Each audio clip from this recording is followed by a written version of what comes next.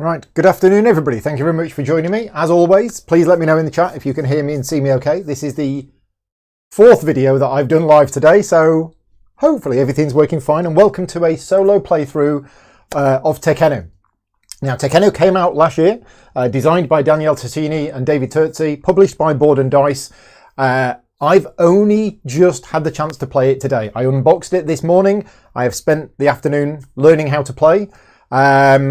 Lots of people that I know have said that this game is amazing and great, and it was one of the games from last year that I have been very much looking forward to trying, because people who know the kind of games that I like have said you're going to love this game. So there we go. Now, I'm doing this video today. This is the start of Virtual GridCon. Virtual GridCon is a free-to-attend online gaming convention that I'm running for the next 3 days.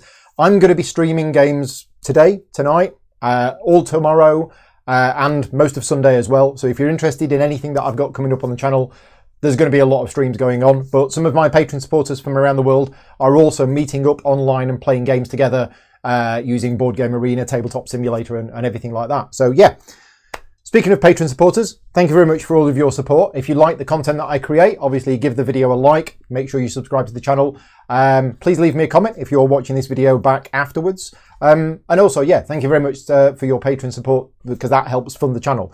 Saying that, today's videos for Tekhenu are sponsored by Board and Dice. The rest of the videos I'm doing this weekend are not, but these videos are sponsored by Board and Dice. And because of that, I can't really sit here and give you an honest opinion about the game, because that would be wrong considering that they're helping to sponsor this video. But you'll see how it gets played, and you'll probably get an idea of whether I like it or not just from watching. Right, that said, I'm doing 2 videos today for this. So I've got this one now, which is going to be a solo playthrough at 8 o'clock tonight UK time, 4 hours from now. A friend of mine, Andy, is coming round. Andy doesn't know anything about the game. So tonight at 8 o'clock, I am going to be teaching Andy how to play. That is going to be the main tutorial video. In this one, I'll kind of go through it with you. But if you are looking for a better teaching video, that'll be the one that I'm doing later on tonight. Right, other than that, we're going to make a start. David's in the chat as well. Excellent. Right, thank you very much for joining me. So, we are all set up. This is Tekhenu. This is another game in the T series of games. This is Tekhenu Obelisk of the Sun, to give it its full title. A strategic dice drafting game. David does like his dice drafting games. Yeah, we are taking on the roles of nobles in ancient Egypt as we are building the Temple of Amun-Ra, which is over here, and the area that is about to become Ipet Isut. There you go. We're basically trying to get points. Now, we're playing the game over 16 rounds, but interestingly enough, the game is divided into 16 rounds, but every 2 rounds, you do a rotation of this central piece here. Okay, so this is going to rotate around. Every 2 rounds, you do a rotation of that. Every 4 rounds, you do what's called a mart phase, where you will be balancing the dice in here. Every 8 rounds, you'll do a scoring. And then after 16 rounds, the game ends. So basically, in a whole game, there are 2 scoring phases. In each scoring phase, there are 2 mart phases. And in each mart phase, there are 2 rotations. And in each rotation, there are 2 rounds. Got it? I'll test you on that later on. We're going to be taking various actions in the game. There are 2 main types of actions that we can take. One of them is a god action. And there are 6 different gods, as you can see around here. I have learnt the names, so hopefully. And I've got them on a little cheat sheet next to me. And there is also the taking resources action. So they're the 2 main types of action. But in the god actions, there are 6 different actions.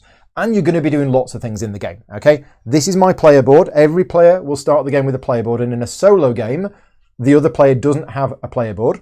So if we have a look at my player board, we have some buildings, which are on here. Now, the more buildings that I build, the better, because they'll get me victory points. But I have, in the scoring phase, I need to pay bread, which you can see from the hourglass symbol. Every time you see the hourglass symbol, that's the scoring phase. So that's the visual reminder. We have here what I'm producing. There are 4 main resources in the game. There's papyrus, there's bread, there's limestone, and there's granite. And you can see right now that my production limits are 2. Now, what that means is every time I produce one of those 4 types of resources, if I was to produce 4 granite right now, I only get 2 of it. Okay? Now, it doesn't matter how many granite I already had. I could already have 10 granite, but whenever I produce, that is the maximum amount I can produce in one go. We'll explain that more later on. I've also got my statues. Now, I've got my statues standing up. They are like this, but I've got them standing up because the cost to build them is underneath and how many points I will get in the scoring phase is on the top. Now, one thing that's not in the rule book is what you do with your opponent's statues. Now, I've got them here like this. Doesn't say to do that in the rule book, but the reason I've got them there is in the scoring phase, my opponent will score. It's called Bottom Carmoon. So Bottom Carmoon will score based on the number of statues they've built. Therefore, I've got them here so that I can see how many points Bottom Carmoon is going to get. Okay, that's that set up. Now, this area, this is very, very clever. So what we've got is we've got 10 action tiles. These have been shuffled and they've been laid out in a pyramid. And we're going to use this progress marker. It's going to start off on here, and then it's going to move either sideways or diagonally upwards based on the flip of this. This is a big coin. We're going to be flipping that every time it is Bottom Carmoon's turn. We're going to use that to decide which action it's going to take. And after it's taken 4 actions, we're going to dismantle the pyramid and rebuild a new one. Okay? Again, we'll come on to that more later on. The bit I want to talk about now is the main board. So, as I say, I've done the setup for you, but what we have is the main board here. This comes in different pieces like this. So you take this piece and you point the arrow at a random one of these areas here. So I've got it pointing there. And what this does is it divides the 6 different actions into either sunny, it's bright and sunny here, or it's dark here, or these are in the shadows, okay? A lot of this game all depends on where the shadow of the obelisk is being cast, and you can see that by the colour of these areas. This is going to rotate round every 2 rounds, and then one area will become brighter, another area will become darker, and that will influence how the game plays. You will see that soon. Then what I've done is I've rolled 3 dice for each of these sections, and within each section, the dice are placed either in the forbidden zone, the tainted zone, or the pure zone.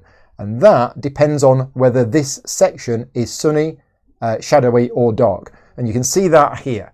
So in the sunny section, any white dice would be pure dice. Any yellow and grey dice would be tainted dice, and any black or brown dice would be forbidden. Okay? In the dark zone, that's basically the opposite.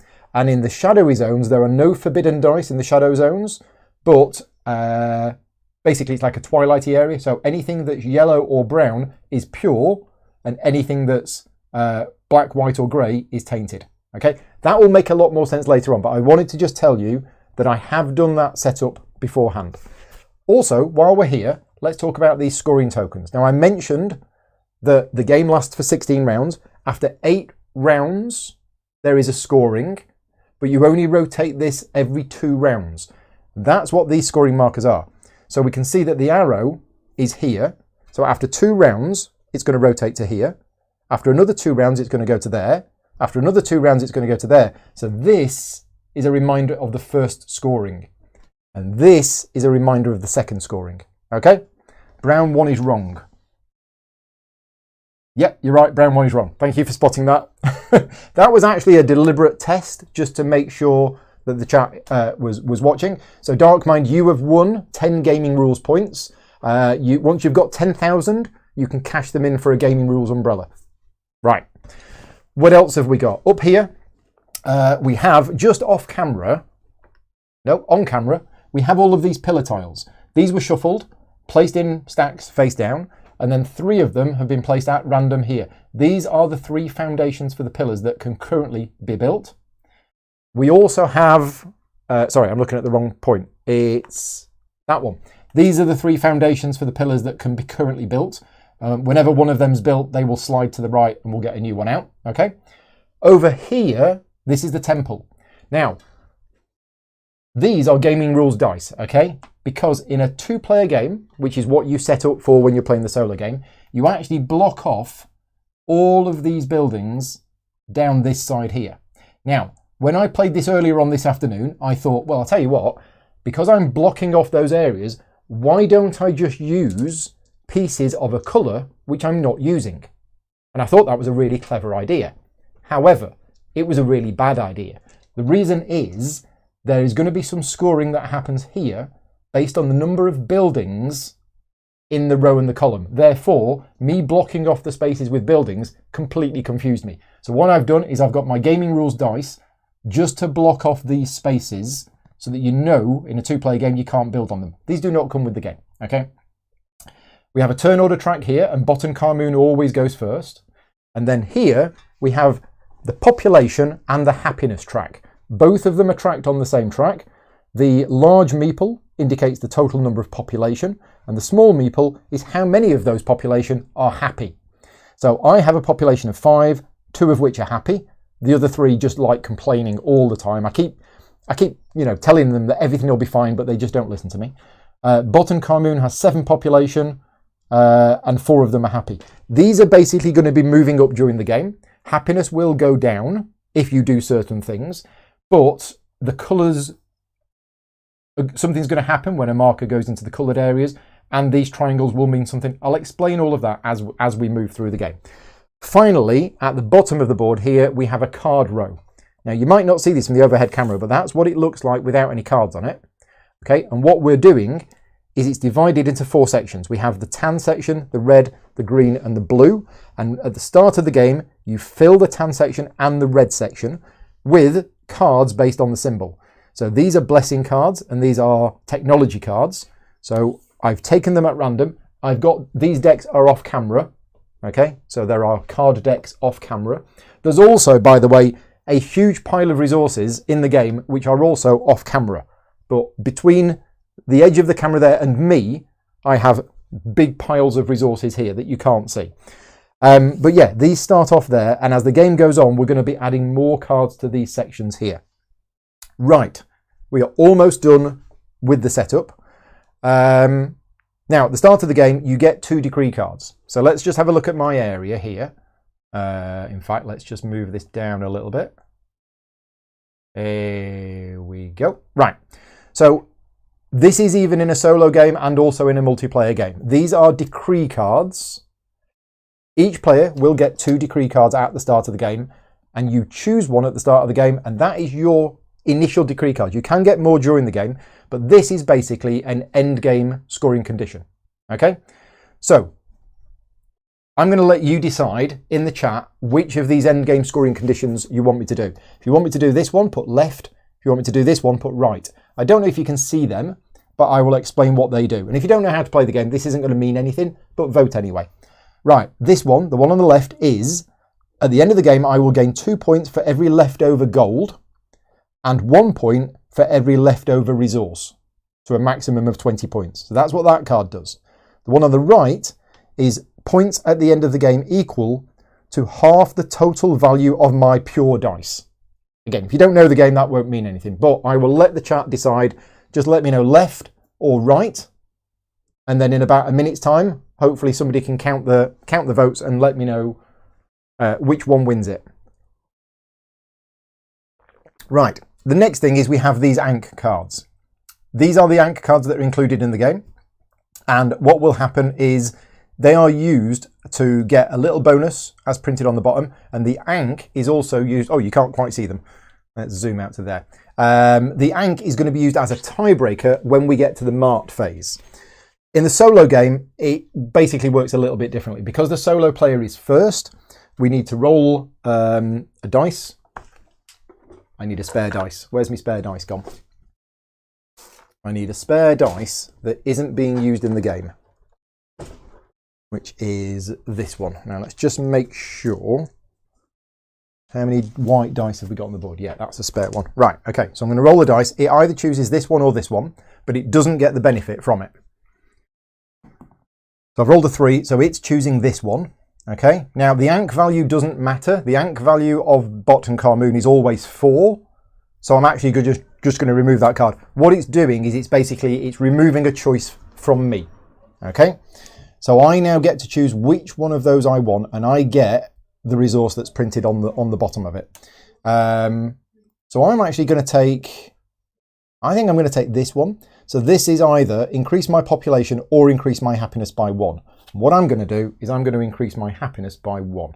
There you go. So normally in a multiplayer game, you would keep this card because this is a tiebreaker. But as I say, in the solo game, Bot and Car Moon always has an Ankh value of 4. So I'm just going to get rid of it. How are we doing? So 13 people have voted for the left. One person's voted for the right. Who was it who voted for the right? I'm glad you voted for the left because that's easier for me to do. Okay, so we're going with this. This is my decree card. Now, in a multiplayer game, I think you keep this secret, but it doesn't really matter. Okay, the next thing to do in setup is starting cards. So starting cards are the ones with this nice flower icon on the back. In a solo game, you draw 3 of them, and I basically choose 2 of them, okay? The bottom card moon doesn't take any of them, doesn't get any of them, and normally the numbers on the top will determine your initiative value, but in this particular case, bottom card moon always goes first. So basically, I get to choose which 2 of these I want, and I think, and I might be wrong here, David might correct me if he's still in the chat, that lower numbers are better cards, because normally you want to be playing with higher cards to get the higher initiative so that you go earlier in turn order. So I think the lower number of the cards, the better the card is. So I'm actually going to take those 2. They're the 2 cards that I'm going to take. Let's zoom in on my player area so you can see these 2 cards. Basically, this is a one-off bonus. I get this now, and then those cards are gone. Okay, so David has confirmed lower numbers are better. So this one is really simple. I get 1 limestone, 1 papyrus, 1 bread, and 1 granite. I'm going to move my resources to the top of my board now. So I get 1 papyrus, 1 granite, 1 limestone, and 1 bread. These are all different resources that are used for different things. Gold, by the way, is a wild card, and you start the game with 1 gold. So that's that card done. Now what this card is I draw 2 cards from the top of the blessings deck. Okay, so we'll just give this a bit of a shuffle. Jill's got a box of Subway cookies. Could you send one to me, please? Because I'm getting a little bit peckish, and I could do with the Subway cookie. Other cookies are available. So I draw these 2, I choose 1, I keep it, and then I shuffle the other one back in. Now, this is a good point to talk about blessing cards. You can have blessing cards, you can have as many of them as you want. They are one use only. Whenever you use them, they are gone. But I'm going to take... I'm going to take this one. So that is a blessing card. That one's going to get shuffled into the deck. And then I think setup is done. So what I'm going to do is I'm going to basically teach you the rules as we play the solo game. That won't be the case tonight. Tonight, when Andy comes round, I will be doing a full teach of the game beforehand, which will be interesting because I don't know how long that's going to take, but because Andy hasn't played the game, yeah, he's going to get a full teach of the game. But for now, I'm going to use the teaching the game as we go along. Right, let's have a look at the main board. Let's get this tidied up. Right, it's off camera. And this is quite a complex game. I have the rulebook here. I will be referring to the rulebook during the game, and if you know the game and you are watching this live, if I do make a rules mistake or I forget something, like putting the brown dice in the wrong place, please let me know in the chat. And that's one of the big advantages of doing these videos live. The amount of videos, you know, I used to do videos and upload them, and then people would comment and say, oh, you made a mistake at this point, you made a mistake at this point. By doing them live with people watching in the chat, you help me and other people watching this to make sure that anybody watching this video will actually see how it plays, and any errors that are made, and trust me, everybody makes errors when playing games, will be corrected on the fly. So thank you very much for that in advance. Off we go then. It is round 1 of 16. Action 1, drink a cup of tea. So the bot, as I say, bottom card moon always goes first in the solo game in round 1. And on the first round, you move the progress marker to here. Okay, we'll do something, we'll flip the coin next round, but for this round it moves to there. Now, you can see here, there are 2 types of tiles. There's tiles with gods on, and there's 6 of those, and there's tiles with resources on, and there's 4 of those with the resources in a different order. So what this means is, basically, which dice is it going to take? And because it's on this action, this is Osiris. So what we do is we look at the main board, and we find the Osiris section, which is here. And what the bot is going to do is take the highest numbered dice from that section, but it will only ever take pure dice or tainted dice. So any forbidden dice, they're forbidden. It won't take them. So here we have a 5, a 4 and a 3, so it's going to take the 5. Okay. If it was tied, I think it takes a pure 1, but it's not tied, so it takes this one. Right, so it takes that dice, that goes over here. What's David saying? Do you want some strategic advice? No advice, please, in the chat. Rules, yes, but yeah, no strategic advice. I have only played a solo game of this. I've played 3/4 of a solo game of this, so don't expect me to play this very well, but this is a rules teaching video as well as a solo playthrough. So when you play this game for the first time, you're probably going to have a similar experience to this. Anyway, it's taken the 5. Now, this dice, so this action tile here determines where it takes the dice from. Where it takes the dice from determines the action that it does. So it's actually going to be doing this action, which is the Osiris action. Oh, well, I didn't mention statue. In the solo game, Bottom Carmoon starts the game with a statue based on the number 1. So if we look at the board here, you will see number 1 is Ra, which means it's got a statue there. It's not always there because the game actually comes with a variant set of tiles that once you've played it a couple of times, you actually randomize the order of these, but whichever one is at the top, that is the section in which Bottom Carmoon starts with a statue. Okay? Right. So there is a statue there, and I'll explain what that is. I'll also explain what this little tile with an S next to it is when we get to it. Anyway, it's doing the Osiris action. Now, the Osiris action is building a building here. Okay? Basically, each of the actions on the board is, so this action here is for that section, this action is for that section, that action is for that section. It's really well laid out graphic design wise. So the Osiris action is all about building a building into here. Okay, now what we do is we use the 5, the number on the dice that it took is a 5, determines the row in which it's going to build. And let me just check. Tiebreak. I think the colour determines the column in which it's going to build. So where is it? Osiris. Yes. So it's brown, which means it's building a bread workshop, and it's building it in row 5. So we take one of its buildings here. These are the bread buildings here, and row 5. There you go. It's built a building there. Now, one important thing about the bot is that it doesn't ever get any resources and it doesn't ever spend any resources. So you're not having to completely track all of its little micromanage its resources or anything like that. Normally, for a player, that would get all sorts of bonuses. But for Bottom Carmoon, I think that's it. It literally just places it there and nothing else happens, right? And that's its turn done. Right. So my go, I now have a whole host of options available to me, and there's so many options. There are so many options that I've got, and I have a scribe, and I'll explain what scribes do in a minute, but I have my bonus, my blessing card. So when I take a die, I can spend one scribe to also take an adjacent god action. That seems really powerful. But for my limited play of this game so far, there's lots of different strategies. There's lots of different things that you can do in the game. Lots of things interact with other things, and you're not going to be able to do everything. Not in 16 rounds. Your end game scoring card is going to influence you a little bit. Like, I'm going to get points at the end of the game for having gold, which means I probably don't want to spend my gold. I probably want to save it. And I might want to do things that get me gold. Okay? So, let's have a look at what we can't do.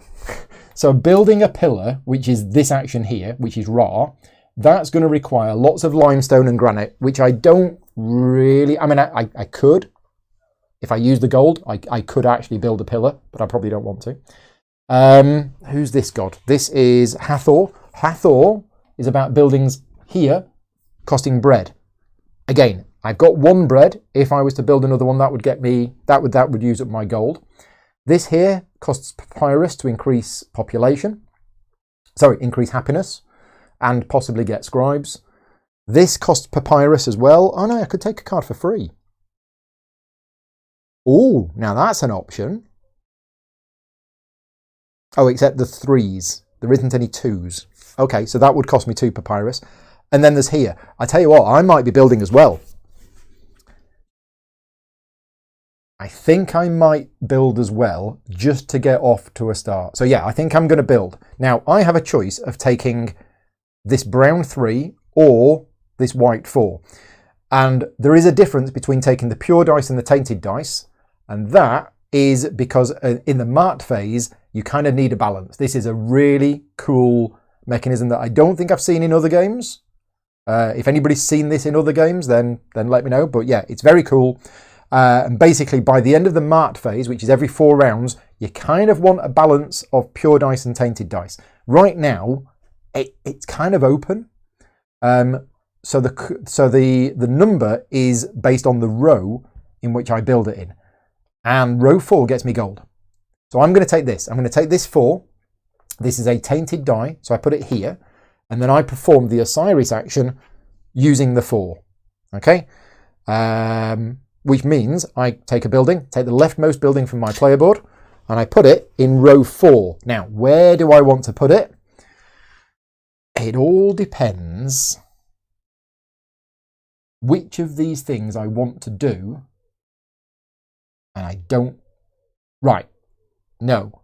Building statues costs granite, so I think I want to up my granite production, so I'm going to put it here. Okay, so let's zoom in a little bit on here, just so you can see it. So you'll notice that there are icons in the box and there are icons to the left of the box. In the box with the arrows, basically what that means is that will increase my production capacity of those resources, and what's printed here is what I actually get immediately. So by putting this building here, my granite production and my limestone production goes up by 1, and I immediately get 1 gold and 1 granite. Okay, so that's going there.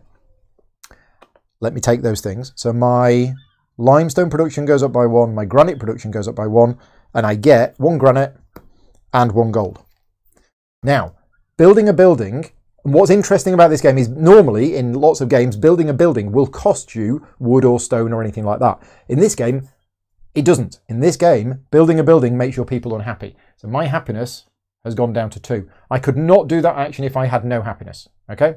So yeah, if people were totally, really unhappy, then you couldn't choose that action. But there you go. That is the action that I've done. That has given me some extra resources and it's increased my production. So I'm happy with that. Right. Now we go on to Botan Karmun's next turn. So what we now do, because the progress marker has already started, we now flip this coin. People are saying in the chat that you roll the dice. It's not as much fun. There you go. So we've flipped it and we've got that. That means it's moving to the right. So it basically moves here. And now we get this other type of action tile.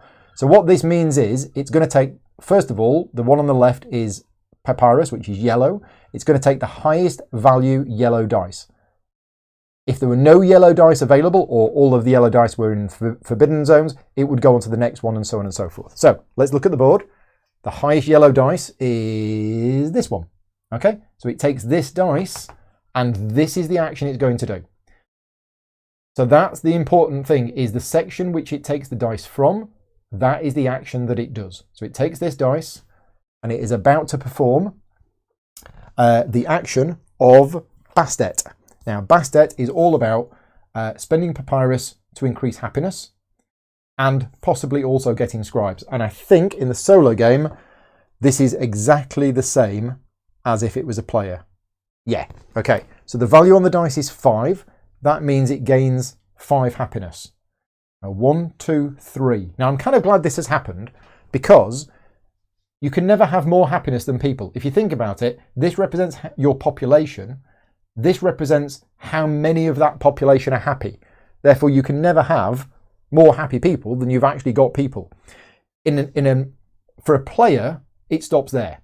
But for the solo game, if at any point the happiness marker would advance beyond the population marker, you advance the population marker instead. So that was 3. 4 moves it to there, and 5 moves it to there. Okay, so that is it's increased by 5. Now also, it would gain scribes based on the value of the dice. So this is a nice little balancing mechanism in the game, in that 5 is great because it's got 5 happy people, but it doesn't get any scribes. If it was to use a lower value, then it would actually get scribes. Now, scribes for the player are really useful. Scribes for the bot are just in the difficulty setting I'm playing, because there is customizable difficulty settings. Every scribe that the bot has is half a point at the end of the game. Right. My turn. What do I want to do now? I actually have a few, more options than I had before. But I still don't want to build a statue just yet. I could build another one of these. I could absolutely do another one of these. But we've also got that. I could do with upping my happiness as well, but I don't have 2 papyrus. Remember, you can always use gold as a wild card, but I kind of want to save my gold. Yeah. Okay, I'm going to have a cup of tea while I'm thinking about what I actually want to build. Because remember, like I mentioned at the start, there are the 6 god actions, but there's also the gaining resources action. And I could do that. If I wanted to do that, I could actually just gain resources, and that would set myself up next turn for being able to build a statue. And that's what I'm thinking of doing. So I think I'm going to do it. Yeah, I think I'm going to do it. I am going to choose, and not just for the purposes of this being a tutorial video, but I'm going to choose the taking resources action. So when you choose the taking resources action, you basically choose any die on the board. It's the colour of the die that is important. Where it is doesn't matter. You can never take from the forbidden zone, but you can. Let me just check this. Taking resources. Yeah, the colour of the die determines the type of resource, and where it is irrelevant, and the value on the dice is how many you get.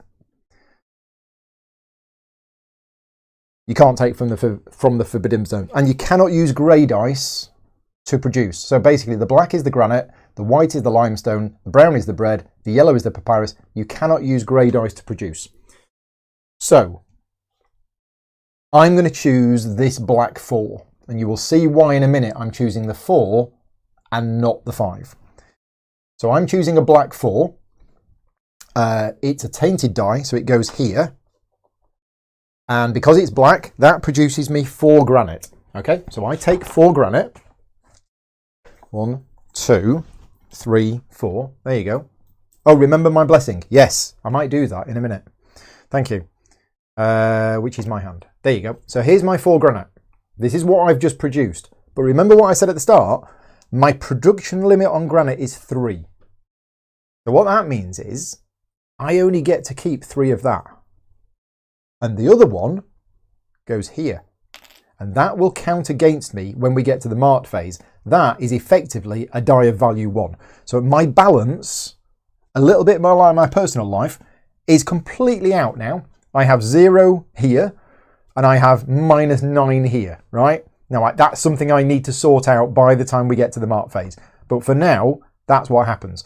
So this is not a limit on how many you can have of that resource. It is a limit on whenever you produce, how many you get. So the good thing is I now have 5 granite, which makes me very happy, even if I am very, very tainted. Okay, right. So what next? Both players now have 2 dice. So the rules of the game are the player who is last in turn order, which is me, whenever they have 2 dice, that is when you do the rotation. Because basically at that point, everybody has had two rounds. So there's been 2 rounds of play. We now do the rotation. Oh, the blessing. Did I want to use the blessing? Oh, hang on. I can do the blessing now. I can actually build a... Oh, you're right. When taking a die, spend 1 scribe to also take an adjacent god action. Ah, right. So hang on a minute. I could, before the end of my turn, I could use that. Now, what's great is all of the blessing cards are fully explained in the back of the book. So B18, when taking a die, as an extra action, spend 1 scribe to perform a god action associated with the section adjacent to the section from which you took the die. The adjacent action uses the same die and value as the normal action and does not affect the balance of the scales. So, what did I take? I took black 4, didn't I?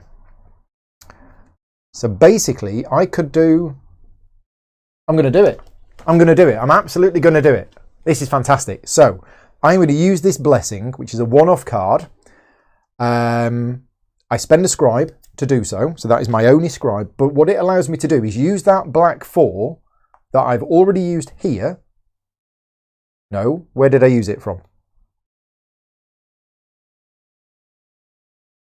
Where did I take it from? I took it from here, didn't I? Ah, so I can't do that. Oh, I got excited then and thought it was here and I was going to be able to do that. Because that's the action I want to do. Yeah. If only real life was as easy as taking a different die. Yes. And you can call me Darth Paul. Yeah, Darth Paul is fine. So, can the chat remind me, this 4 that I just took, I took it from there, didn't I? Okay, so I'm not using the blessing. After all that, I got too excited, too much tea, I got carried away. I thought I was going to be able to do this one. That's the one I want to do next. If I used that blessing, I'd be able to do that one or that one. And I'm just looking. I don't actually want to do either of those at the moment. So we're all good.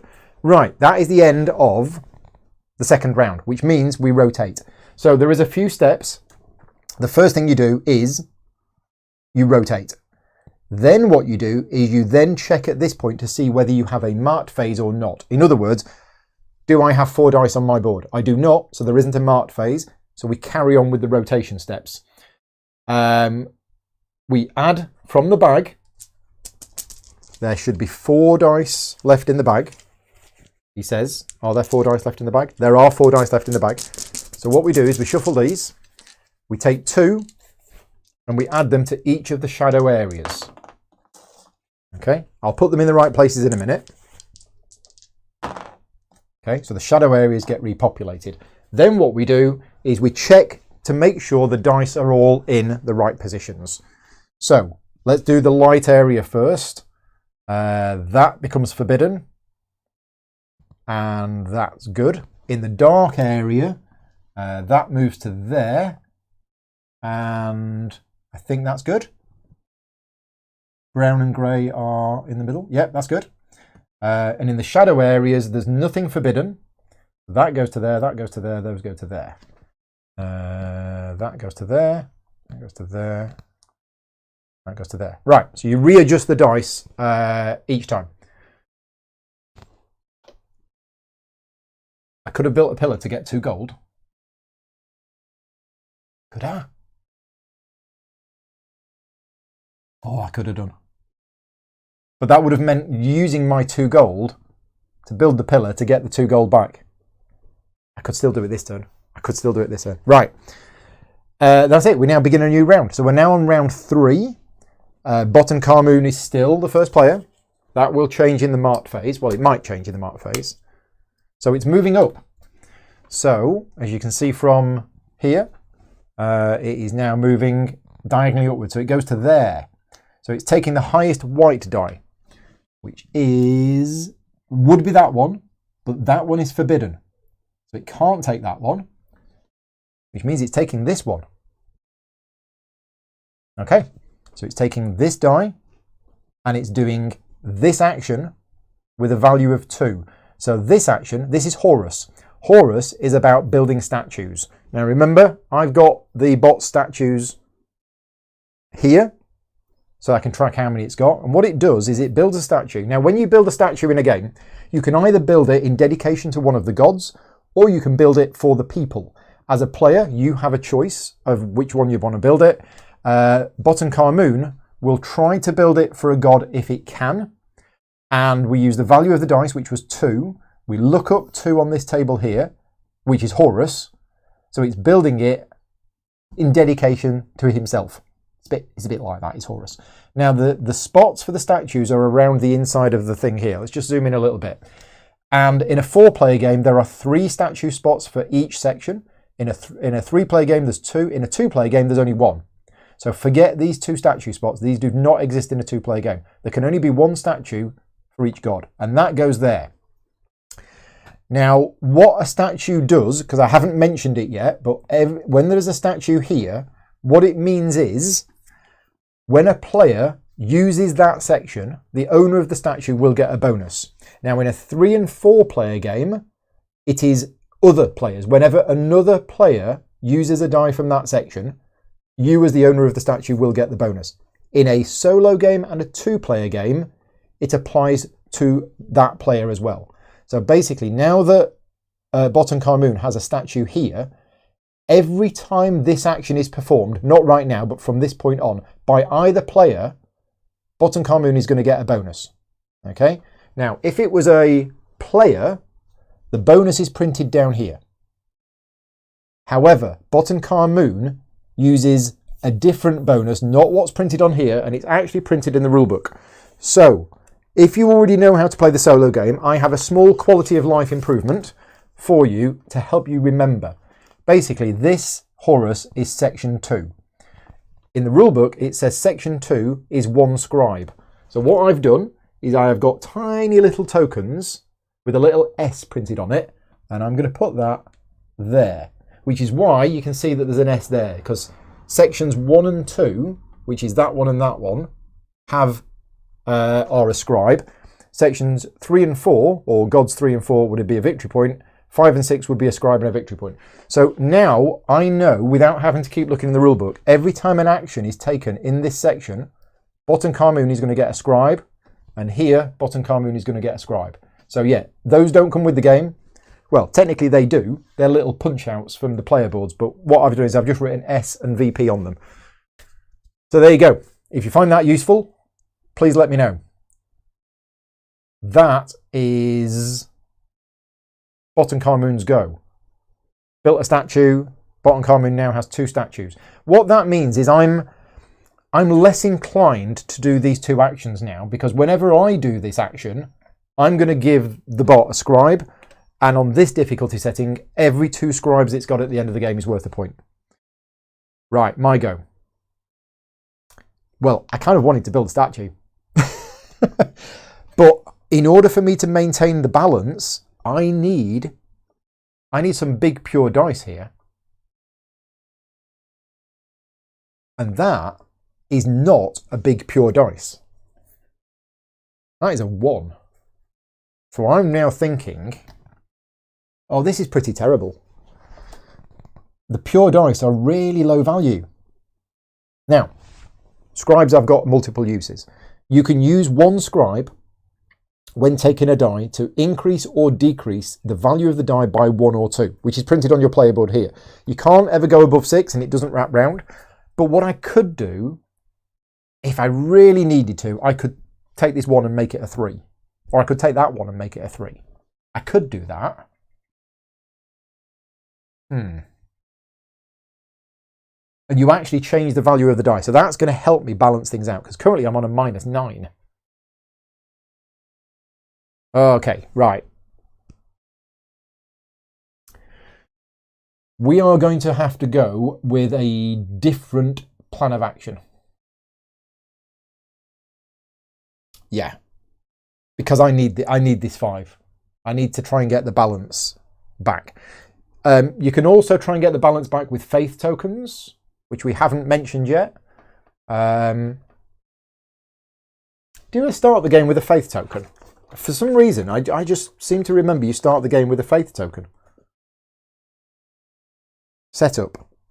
Each player gets, at the start of the game... No, you don't. For some reason, I thought you did. Do we do that?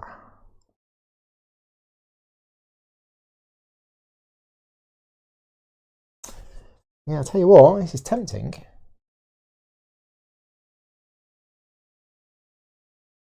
I'm thinking about using that blessing card that I've got to do that, followed by this.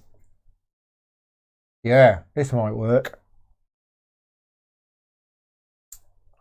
This might work. Okay, so I'm going to take this 5 because I desperately need pure dice, because I've been following the dark path for too long, I tell you. So I'm going to take this one. Going to go there, right? It's this action with value 5. So this action is building a building on here. Okay, now let's zoom in a little bit on the board. You build a building on one of these spots here. It costs you the number of bread that's indicated on the space, and then you will get bonuses for the column or row depending on where you place it. Now, I don't really want to use much of my gold, so I am just going to spend 1 bread and 1 gold as if it was 2 bread. So as if this was a bread, so that's 2 bread in total. I take the leftmost building from my board, and I can either put it there, there, there, or there, because they are the 2 spots. And I'm going to put it... Well, I know what I want, so it's going to go there. Okay? So what you then do is you then look at that column. If there were any pillars in that column of any player, I would get 3 points per pillar. Okay? There aren't any. So what you now do is you look at the resource spaces. So not this one or this one, these are special, but these are resource spaces, and you get 1 of whatever is depicted. So here I get a papyrus, here I get a bread, here, all those 3 faith tokens depicted, I only get 1 of them. Okay? So at this point, by building a building, you only get 1 of each of the resources. So that is a bread, a papyrus, and a faith token. I'll come on to the faith tokens in a minute. I did want to use this blessing when I took that dice from here. So after this, I'm going to be able to resolve either that or that with a black 5. So that cost me my scribe. That blessing has gone. Now, what else does it do? Because this is all summarised. The graphic design and the iconography is all on the board here. You spend the bread, you place a building, you get the resources in either the row or the column. You get 3 points for pillars, no matter whose they are. And I increase my population by the value of the dice. So I get 5 population, I now have 10. And at this point in the game, a population marker has entered the green zone. So what that means is we now fill the green zone with cards from the deck. Okay? Now we've not really discussed these cards yet, but I will be doing later on. So there you go. I've got extra population, and that's basically added extra cards to the market. That is that action done. But now, because I used my blessing, I'm going to take this action, and I'm taking this action with the black 5 that I used earlier. Now it cost me 2 papyrus, which I now have. I spend my 2 papyrus, and basically what this does is it increases your happiness by the value on the dice. So my happiness goes up to 7, and because I used a 5, I don't get any scribes. There you go. So that's sorted out my happiness situation. And that's my go done. Right, now we go back to bottom Carmoon. It's moving upwards again. So it's going on to here, which means it's going to take the highest value brown dice, which is that one, from there, and it is going to then perform the Ra action. Now, this is an action we've not seen yet, so it's going to take that, it's going to put it there, and it's performing the Ra action. Now, the Ra action is about building pillars over here, but to do that, you have to lay the foundations, and these are the foundation tiles. Now, the value of the dice you took indicates which of these 3 you can build. So, bottom Carmoon used a 5, which means he's building that one. Now, on the top of the tile, don't know if you can see it, it's a bit small, but there is a cost in either limestone and or granite. The bot never pays that, but if I was to build this, it would cost me 2 limestone and a granite. Okay, so it builds it for free, and there's points depicted above it. It immediately gains those points. Okay, you start with 10 points because you can lose points during the game. Then what it does is it places this over here. Okay, now, as a player, you can rotate this however you want. Bottom Carmoon cannot rotate it. It has to maintain the same orientation. And there are rules about where it is placed. And those rules are that it must place it on a spot which gets it the most points. And if it's tied, there's a whole bunch of tiebreakers. So let's go through how it is going to get points for the placement. It's going to get 1 point per building in the row or column, regardless of who owns the building. So by putting it somewhere in this bottom row here, it is going to get a point because there is a building here. it also gets 1 point for each adjacent edge, even if the colours don't match. So as a player, you want to match colours, but the bot doesn't need to match colours. So there would actually get it 3 points. 1 point for the building, 1 point for a touching edge. It's just an adjacent edge. That would be 3 points. That would be 2. That would be 2. That would be 2. That would be 3. So it's either there or it's there.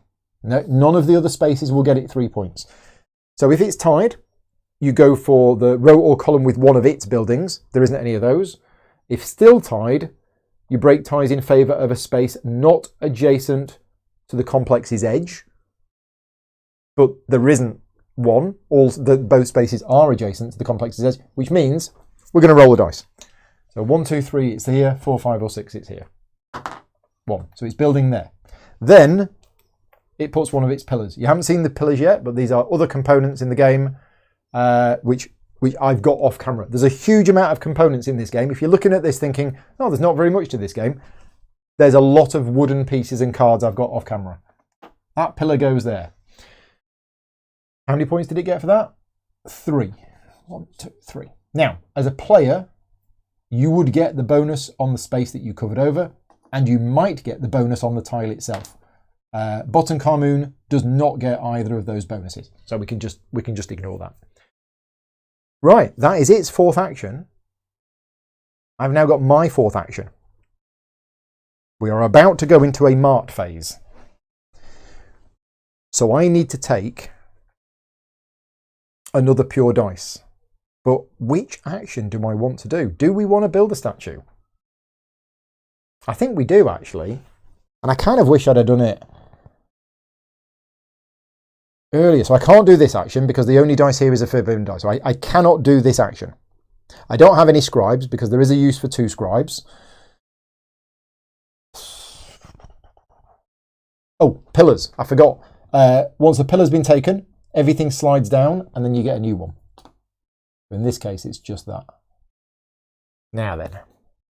So let's process of elimination. I don't want to do this. I don't think I want to do this. Nope. Don't think I want to do that. Oh, this is going to be terrible. My balance is all out. I think I do want to build a statue. Even though it's only a 1. But that would be Ra, which would be... Ah, so I can't do that. Which means I'd do that. Yes! Right, I'm going to do it. I am choosing this die here. It is a pure die. It's only 1. I don't have any scribes, so I can't boost it to 3. Did the bot get a scribe for the statue building the pillar? No, you're right. Thank you. I missed that. I knew you'd spot that, Brett. Remember, in a 2-player game or a solo game, even if the player themselves uses that action, they get the bonus. So the bot should have had a scribe for this action being performed. Thank you, Brett. Anyway, I've taken this. I'm doing a build of 1.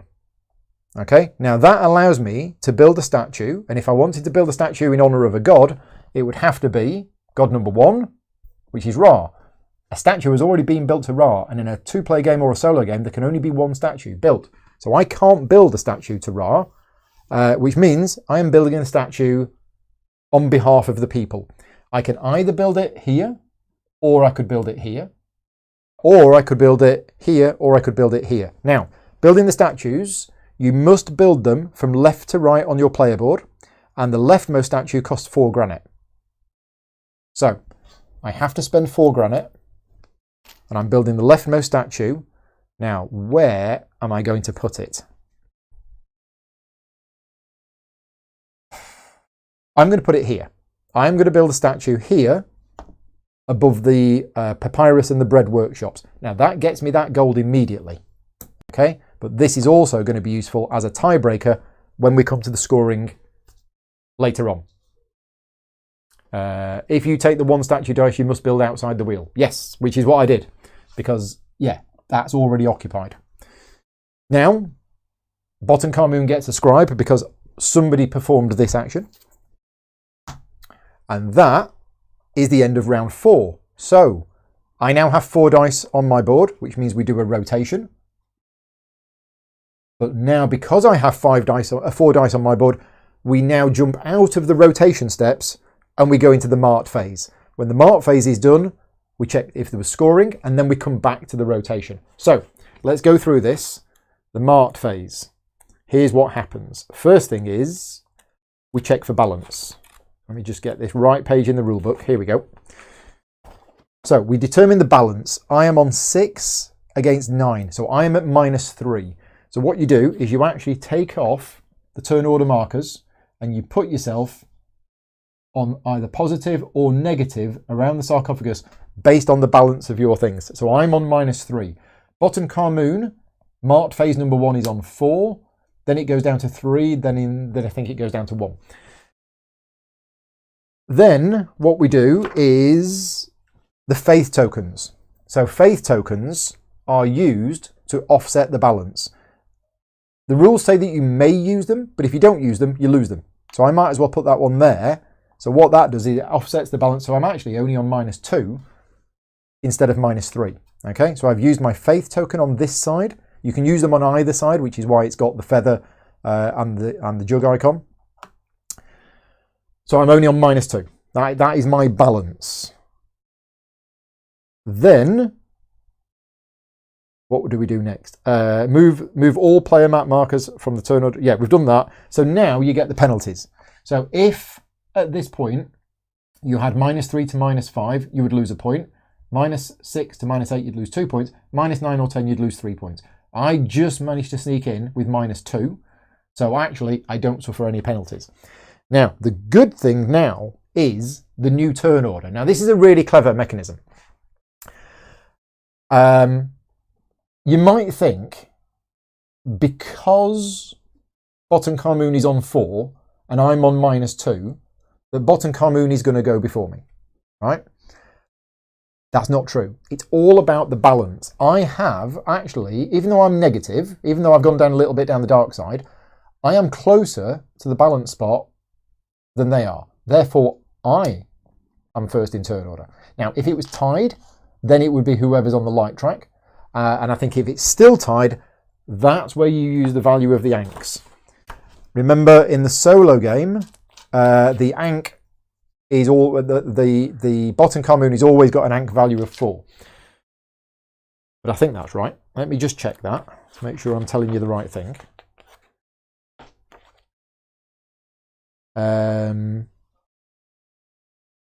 A player with a perfect balance of 0. Okay, right, no. The first tiebreaker that I mentioned, forget that, that's wrong. If both players are on 2 away from the centre, it is just on the anks. It isn't light side first. So I've corrected myself there. Yeah, okay. Right, so yeah, so I become first in turn order, they become second in turn order. What else do we need to do in the mart phase? Return all dice from the player boards back to the draw bag, not the ones on the board. Faith markers disappear whether you used them or not. That goes as well. And we return all destiny cards to the middle of the table. So these 4 destiny cards, these go back into the middle of the table. And then each player in turn order will choose a new destiny card. Now, because I'm going first, and the destiny card actually doesn't mean anything to Bottom Carmoon, is basically I choose whichever one I want to choose. So I think I'm going to choose the one that gets me a gold, just because. And then we can just ignore them.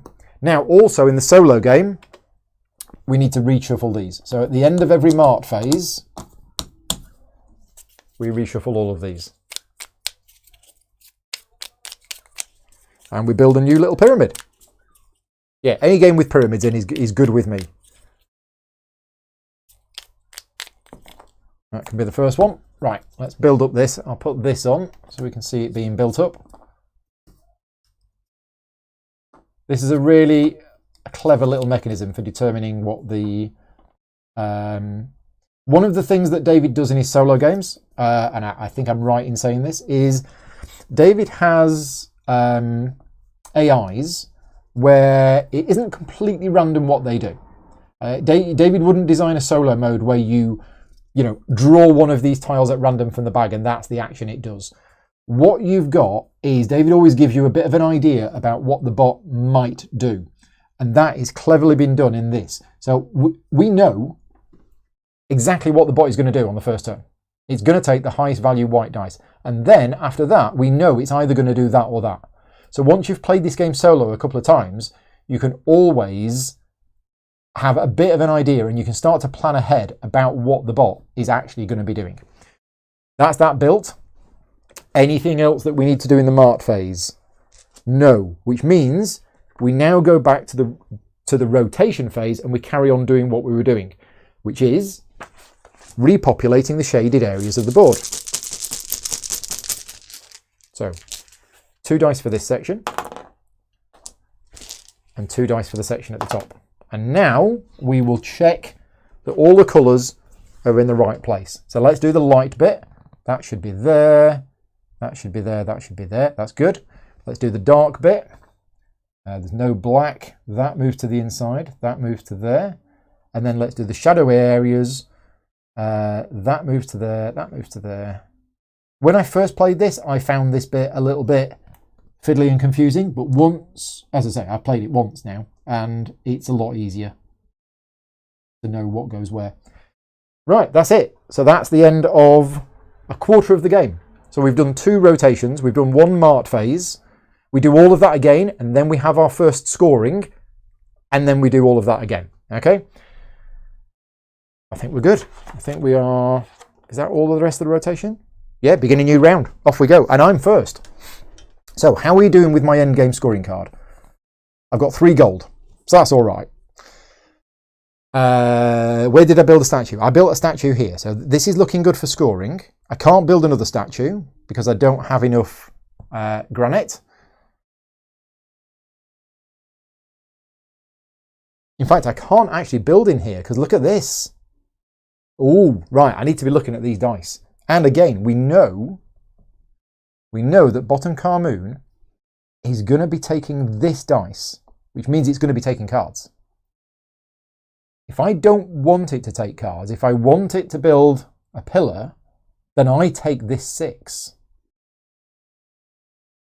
But this is actually no good for me. That 6 is no good for me whatsoever.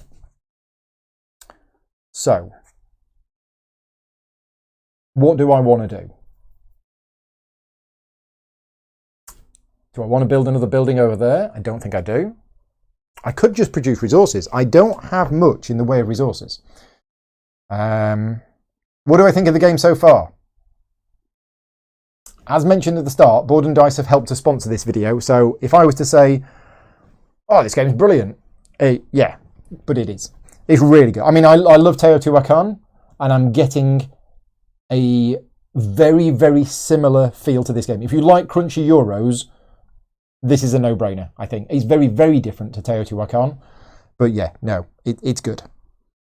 If you don't believe me, what do other people in the chat think? Oh yeah, there were folks outside the window. I've got the window open because it's very, very warm, and there was a load of youths walking past earlier, so apologies for that. But yeah, let me know in the chat what you think of the game. You know, you can freely give your opinion. Unless you're called David Turtsey, you're not allowed to give your opinion on the game because I'm pretty sure you like it. You might be biased. Anyway, my go.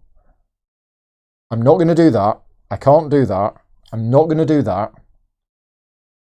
I don't want to do that. I don't want to do that. And I don't want to do that. I think I'm taking resources. Yeah, I think I'm going to take some granite. And my granite production is 3. So I'll just take a 3. I'm just going to take a black 3 from a tainted area. That goes there. I get 3 granite. Simple. Done. Okay. The bot takes the highest white die available, which is this one, and then performs the action in this area. Now, neither of us have performed an action in this area yet, so I am going to go through what this area is. This area is all about taking cards. If we zoom in a little bit, you might be able to see on here, if the die that they took is a 1 or a 2, they get 1 card for free. If it's a 3 or a 4, they pay 2 papyrus to take 2 cards. If it's a 5 or a 6, they pay 3 papyrus to take 3 cards. Now, you can't choose a lower one. So the bot has taken a 6, which means if this was a human player, you must pay 3 papyrus in order to take 3 cards. Now, the bot gets things for free.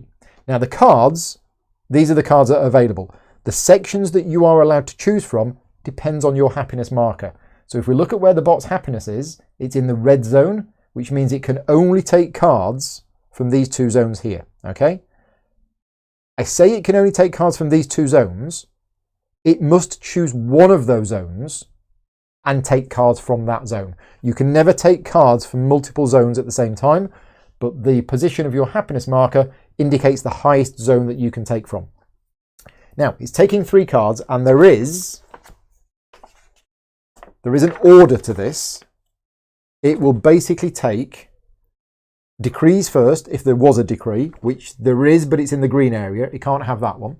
Then it will take technologies, then it will take blessings, and it takes from the highest segment possible. So it's taking from the red segment, it's taking 2 technologies, and then it's taking a blessing.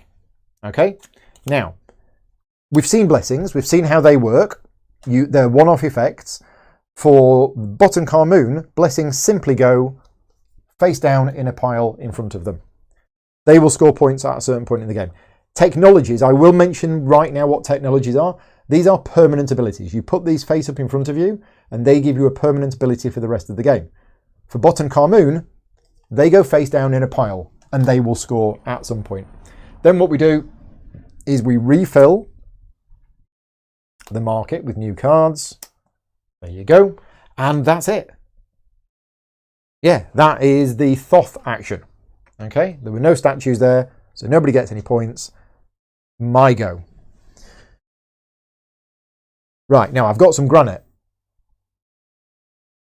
So, do we build another statue? I think we do. Yeah, I'm going to build a statue. So I'm going to choose this 2. I could choose the 1, but I'm going to choose the 2. Because the number indicates... Yeah, that's fine. Okay, so I'm going to choose the 2. It is a pure dice, a value 2. That allows me to build a statue to... Oh no, 2 is Horus. Horus already has a statue. Okay, so I'm building it elsewhere. But it's costing me 3 granite because it's my second statue. You can see on my player board, my second statue will cost me 3 granite to build. And I can't build it to Horus because there's already a statue there. So I'm going to have to build it for the people. Come on, people. And I'm tempted to build it over here because I haven't actually built over here at any point in my demo game. And I'm not quite sure what it's going to do. But I'm going to do it. I'm going to build here. I'm going to build a statue to the people in the temple. That gets me that gold. There you go. Okay. Right. That's my go done. It is now... Oh no, yeah, I did a statue building, which means Bot and Carmoon gets a scribe. Right, now it's Bot and Carmoon's go. Oh, Tony's here. Hi, Tony. Thank you for joining in. You've been watching on double speed, listening to Fast Paul. So, it's moving sideways. It is performing, it is taking the highest value dice from Hathor, which is the 1. So it takes the 1.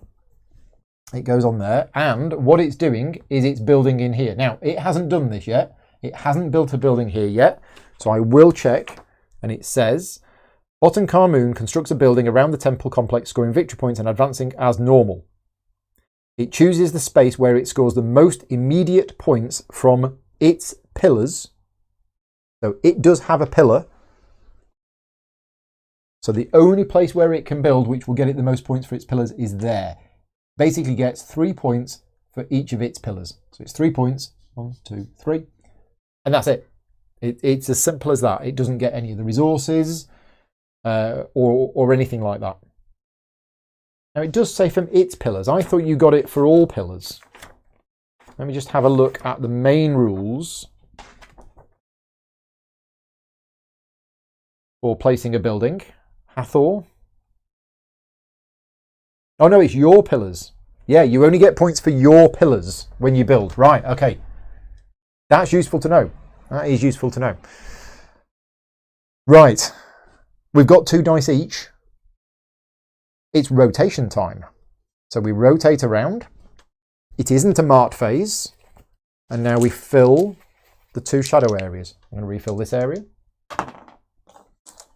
I'm going to fill this area. And now we're going to do the dice. So in the dark area, black is good, white and yellow is bad. In the shadows, yellow and brown is good, and black is in the middle.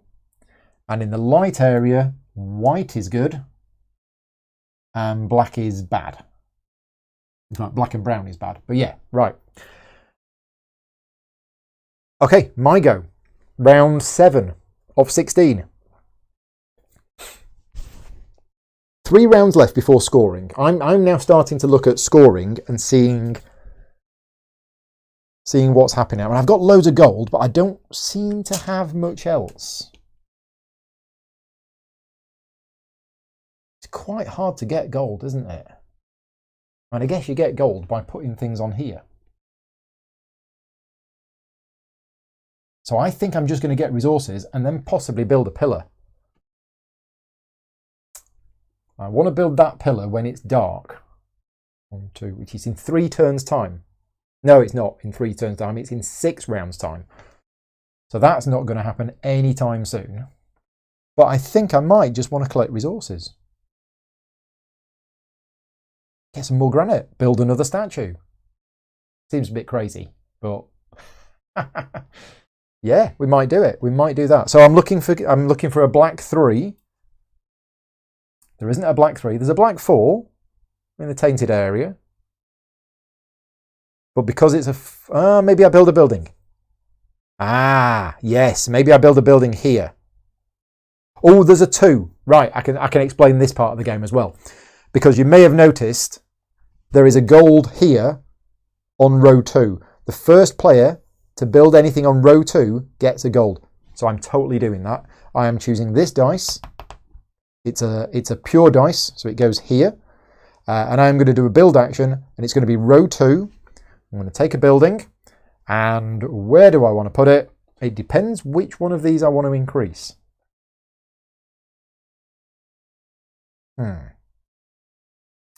I'm going to increase my bread production, and I gain 1 bread. We'll come on to what bread is used for soon. It's used for building the buildings, but it is used for something else as well. So the bread goes up, and I gain 1 bread. My go done. There's no statues there. We're all done. Okay, now bottom Carmoon. Moving diagonally upwards, so it goes there. It takes the highest brown dice. There is a 6 over here, so it takes the 6, and it performs this action. And we know this action, because we've just done it. It puts one of these on, where it will get the most points from its pillars. Which is none. There is nowhere that it can go where it will get points from its pillars, which means it's going to go randomly on any of the other 8 spaces. So where's my dice of randomness? First of all, left or bottom? Bottom. And then 1, 2, 3, 4, left to right, it's going there. And that gets it no points. No points for building it, because there was no pillars. It's bugging me, I've got that pillar the wrong way around. You can't see from the overhead camera, but yeah, the pillar was upside down. I fixed it now. Right, my go. How are we doing for balance? We have 4 on that side, and we have 3 on that side. So that's okay.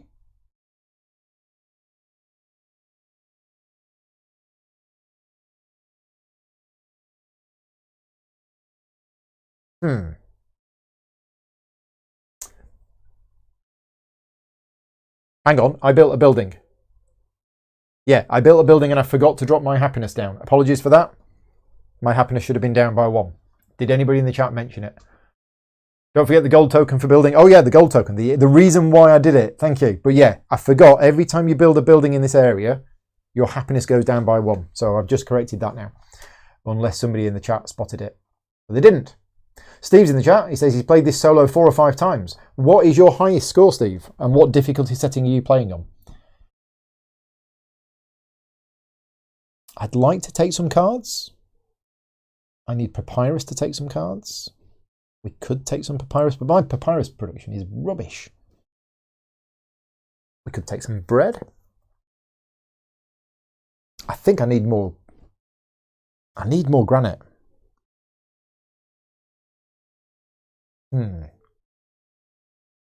But the big numbers on the granite. I could build again, but then I'd be out of balance. I'd be at 7-3, which would be at +4, which means I wouldn't lose any points, but it means I'd be second next turn. Next for the entire third quarter of the game, I would be going second.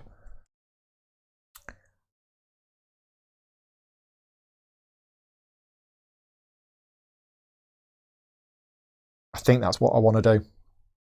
Yeah, I think I do. It's a tricky one, but I'm going to take this 3. It's a pure dice. I've gone completely the other way now.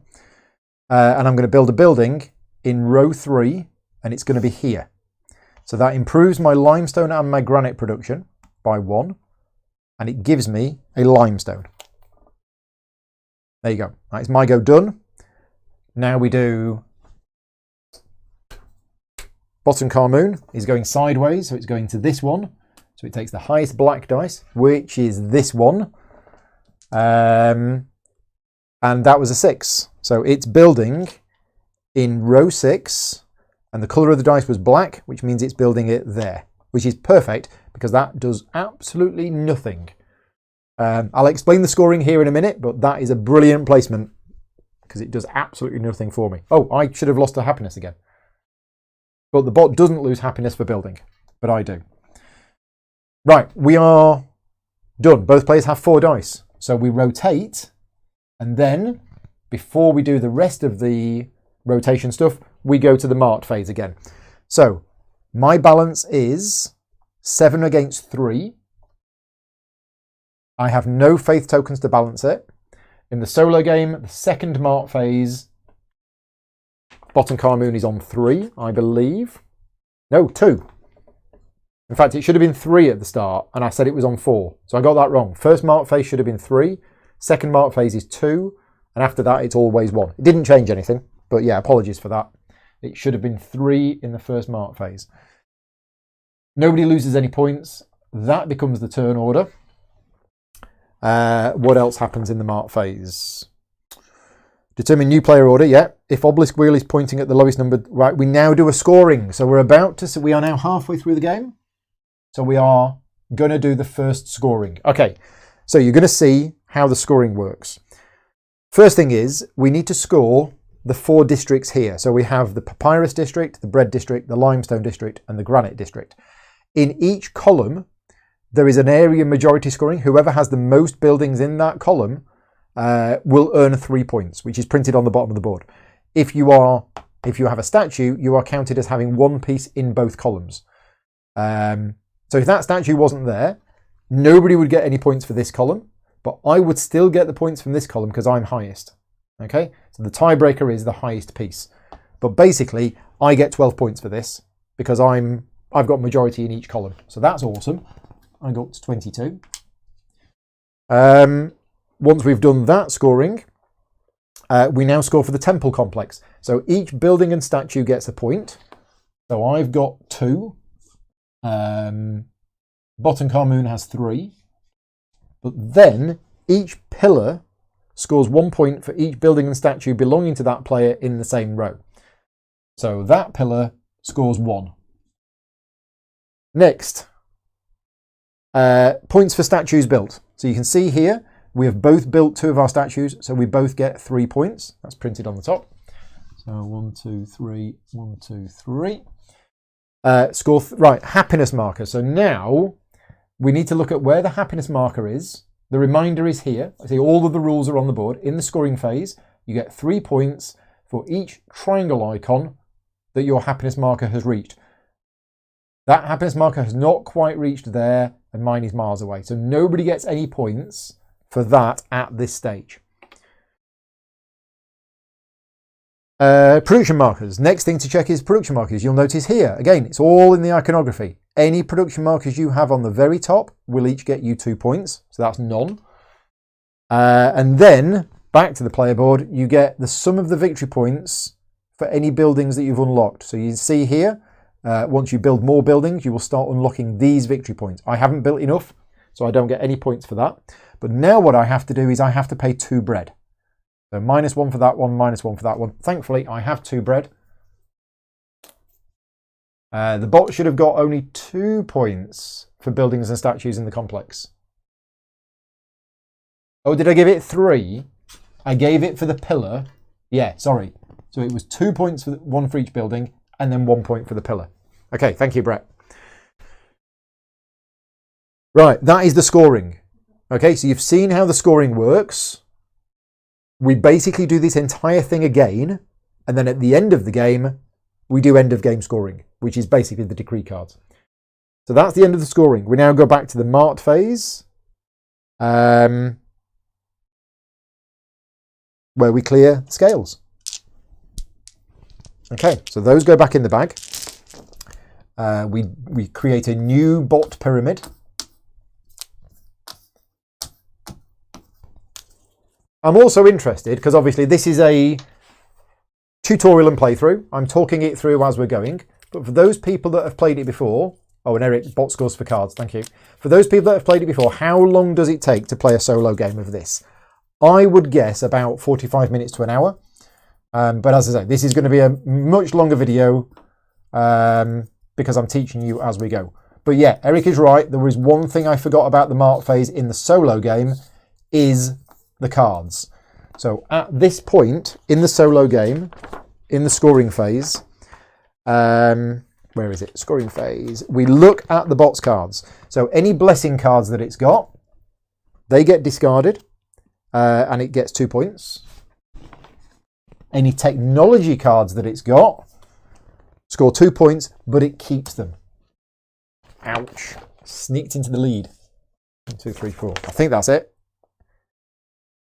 It doesn't score points based on production tracks or the number of buildings constructed.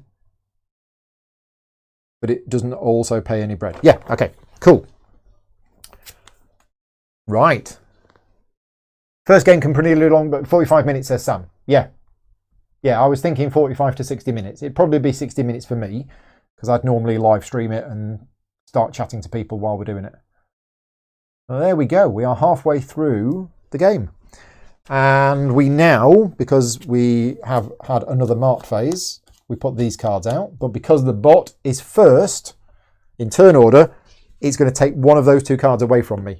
And it's taking that one away, which is great, because I then take that one and I get a gold.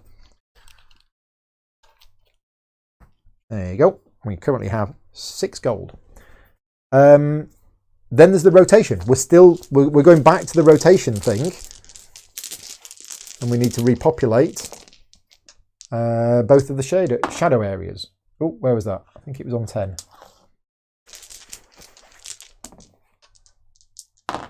Right, and then we need to set these right. So in the shadow areas, green and brown is good. Everything else is in the middle.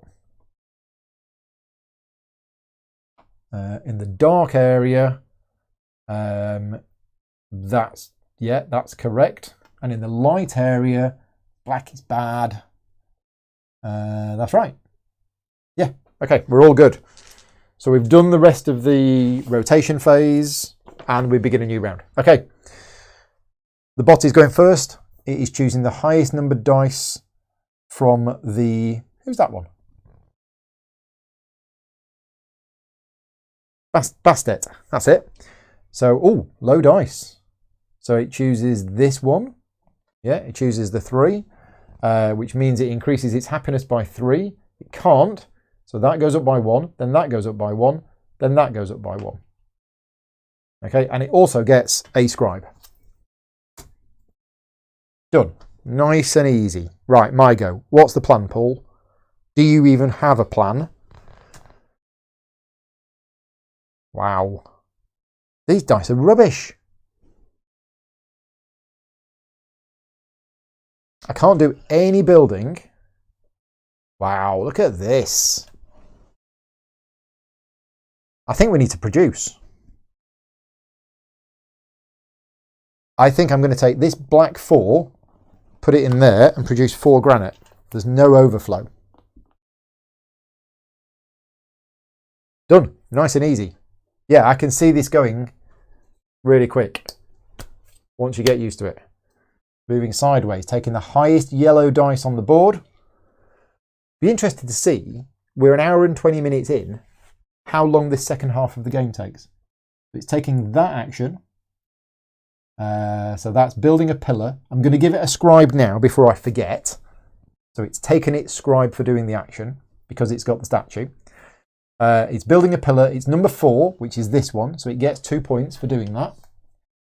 And I'm going to slide these down before I forget. Now, where's this going?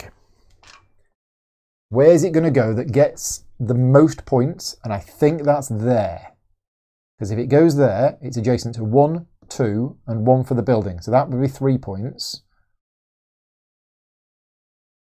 Oh, there would be 3 points as well. Oh, and there would be 3 points.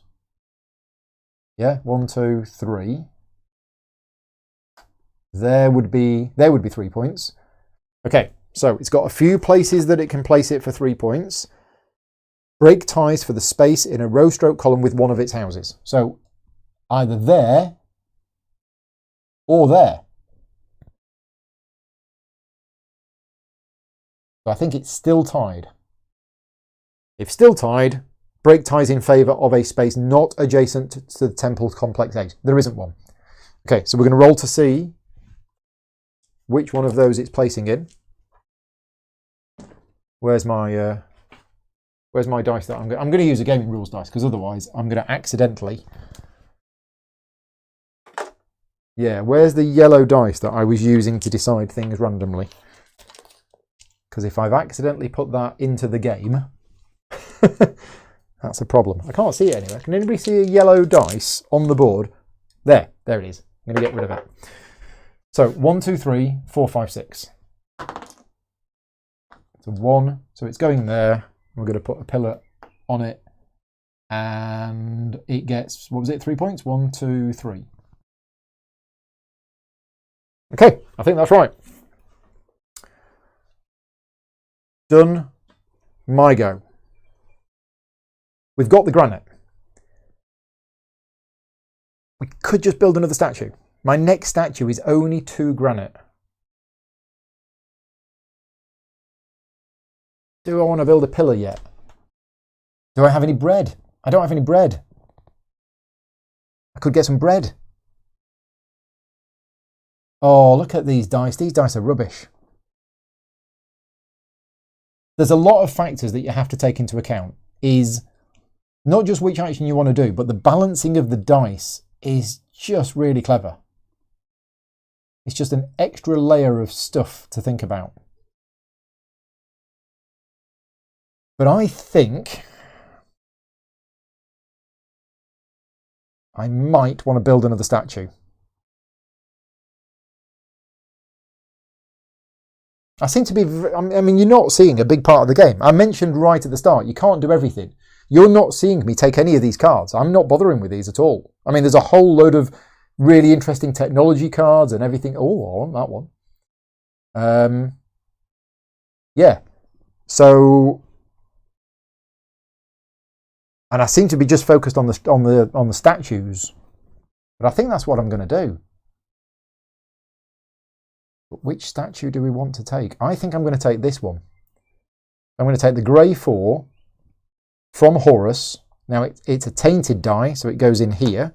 I'm going to give Bottom Carmoon a scribe now. Nomi's popping in to say hi. Adam's here as well. Hi, Adam. He's cooking. What are you cooking for me, Adam? I assume you're cooking for me. I assume so. Why would you say otherwise? You'd love this game, Adam. You definitely would. Right, so I've done a 4. I've done that, and it's 2 granite for my next statue. And if I want to choose it to build it to a god, then it is Hathor. It would go there. If I did that. If I did that. Or, now I'm going to build it here. I'm just going to get this gold. I don't really get these, but soon I'm going to put something there. So there you go. How many gold is that? That's like 7 gold. So that's It's 14 points at the end of the game. That's not bad. It's not bad at all. Yeah, Sean, I looked at this card and it says 2 points per statue. And I went, oh, hang on a minute. I'm building lots of statues. So yeah, that is kind of one that I'm aiming to get at some point. Anyway, we've got 2 dice each and I'm going second, so we're doing a rotation. So we rotate around. We refill the shadowy areas. So 2 dice for the one nearest me. 2 dice for the one up there. And then let's move things around. So shadowy areas, brown and yellow are great. Everything else is in the middle. Dark areas, suddenly that becomes really good. And light areas, that becomes really good and they go in the middle. And that goes bad. Yep. There we go. I think that's all that happens on a rotation. So now it is bottom Carmoon again. Moving upwards, it's taking the highest brown die, which is this one. So it's taking 3 cards.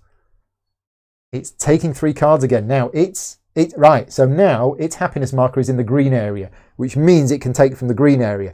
This is really bad because it takes the decree cards first, then it takes technology cards. That is a huge amount of points that it's going to get. That is a lot of points. That's like 12 points there. That's balanced out my decree card. And it's just stolen the decree card that I wanted. And that one's rubbish. That one is no good for me at all. Okay, right. My go. We need pure dice.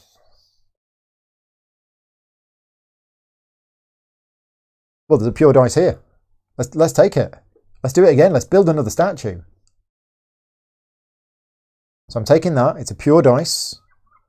I will give the bot a scribe all ready for its statue. I spend 2 granite. And it was a 5. So I could build a statue to Osiris, or I could build it here to get the gold. I'm going to build it here to get the gold because I'm greedy. So how else in the game can you get gold? It's actually quite rare, isn't it? I mean, there's here, but that's about it. Because I'm at 1, 2, 3, 4, 5, 6. I'm at 8 already. Did I give the bot a scribe for building a statue? I think I did. I'm starting to do it as soon as I do it now. Right, it's now the bot's go. The bot is moving sideways, so it's doing the Ra action. It takes the highest available dice in the Ra area, which is the 5, and it's going to build a pillar. So 5 is this one, which gets it 3 points. Okay, I'm going to give it a scribe now because of that. I'm going to replace that now, so I don't forget. And then this, now where is this going?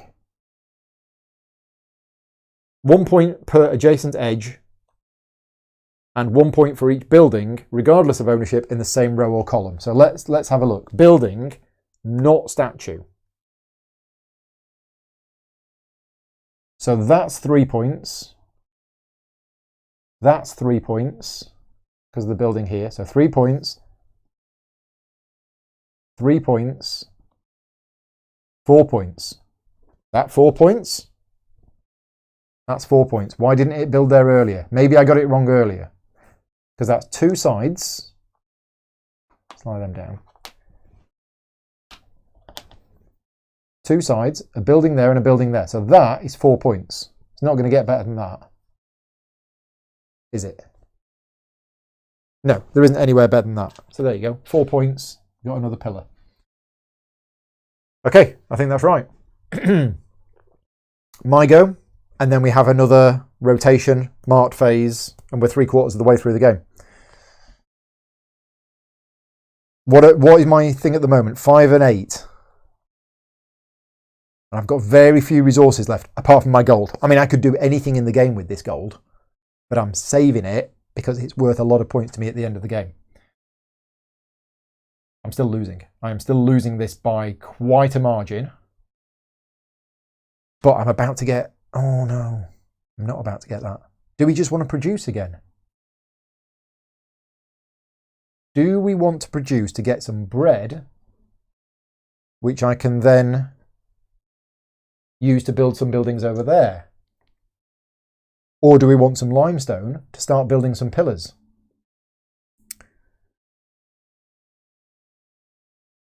I mean, we don't have any papyrus. My papyrus production is good. That's why I'm not really doing these two actions. Because I don't have a papyrus generation, really. I've got some good limestone production. Oh, but that would put me in the negative. Nah. I could take the 2.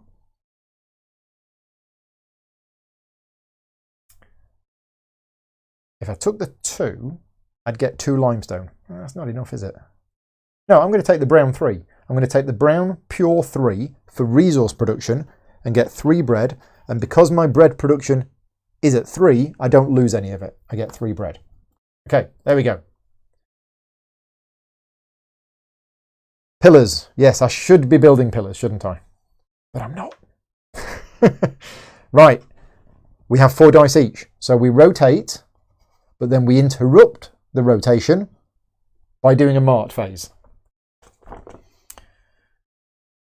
So determine the balance of my scales. 8 versus 8. I have achieved balance. So I am on 0. And in the third mart phase, Bottom Carmoon is on 1. Okay.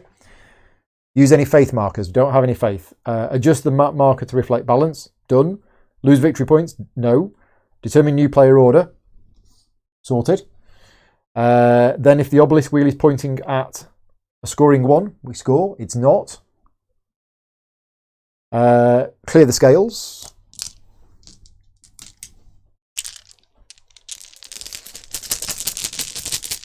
We build a new one of these. This will be the last time that we're building a pyramid.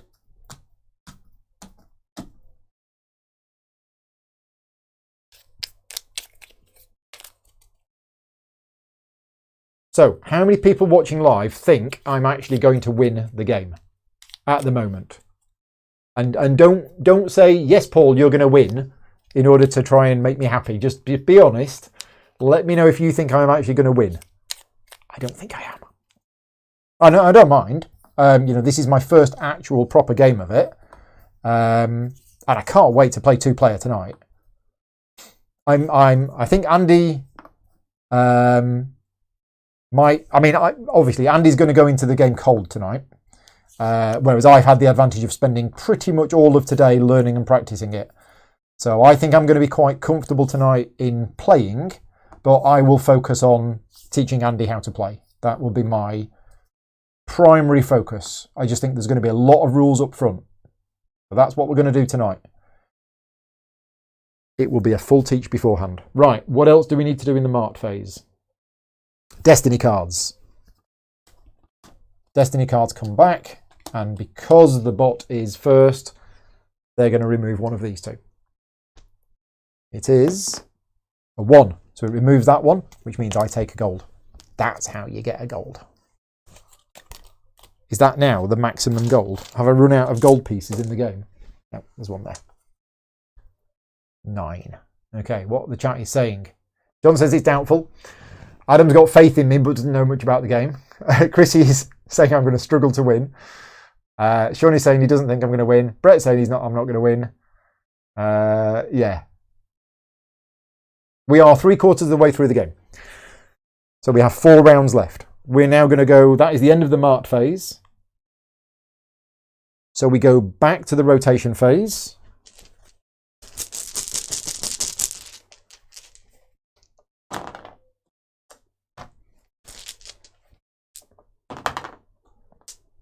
And let's sort the dice out. So, in the sunny area, white is good. Brown and black is bad. Everything else is in the middle. In the shadow area, that goes there, that goes there, that goes there, that goes there. And in the dark area, black is good. White is bad. God, look at all those forbidden dice. Right. And I'm very disappointed that I made all of these tiny little VP and S markers, because in the practice game this afternoon, the bot built 5 statues like a third of the way through the game. In this game, it hasn't built any other statues. And it might not again. Right, who's going first? I'm going first. Okay, the last 4 rounds of the game. What the heck am I trying to do? Pillars. Pillars. There's a suitable decree there that could give a nice points boost. This one, points for leftover scribes. It's of no use to me whatsoever, I'm afraid.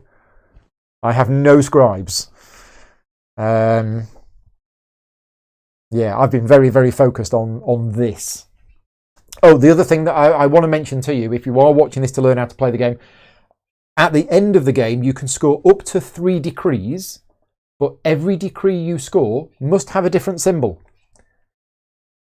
Cat. Cat. Even if I got this decree, I cannot score this one as well as that one. Okay, so there's a limiting factor on the end game scoring cards. Yeah, there are no decrees here that are going to help me whatsoever. And again, I'll say it again, you're not seeing all of the game here. You are not seeing the technology cards. You're not really seeing the blessings. You're not really seeing this bit either, because I've kind of not bothered with that part of it. Right. What the heck am I doing? I mean, we're not really doing anything in this area either. I mean, that's why I got the bread. I got the bread so that I could build stuff over there. But you only get points for your own pillars. I kind of want to put a pillar in the middle. I mean, why did I build these? I built these so that when I build a pillar, the pillar's going to score points. Is that right? Is that why I did it? Let me just check the rules on building pillars. This is in the raw action. Raw. Where are we? Ah, that's where we are. Yes. So we are there. I can do it. I can actually do it.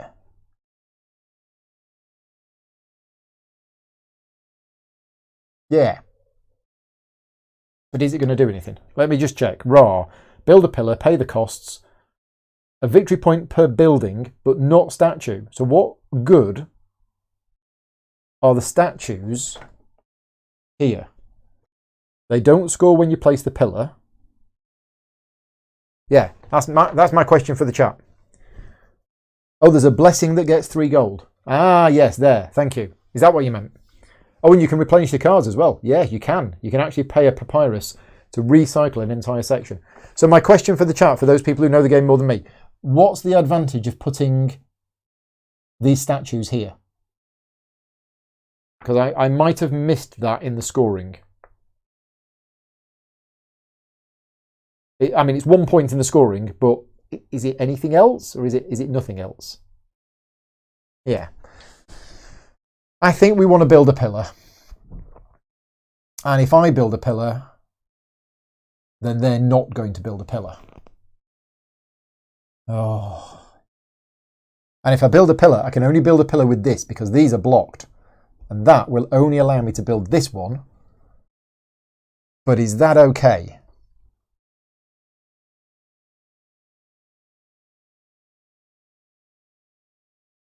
Oh, this is tricky. I think it is. I think I want to build that. Yeah, let's do it. Let's do it. Right, I'm going to choose this action here. This is a pure dice.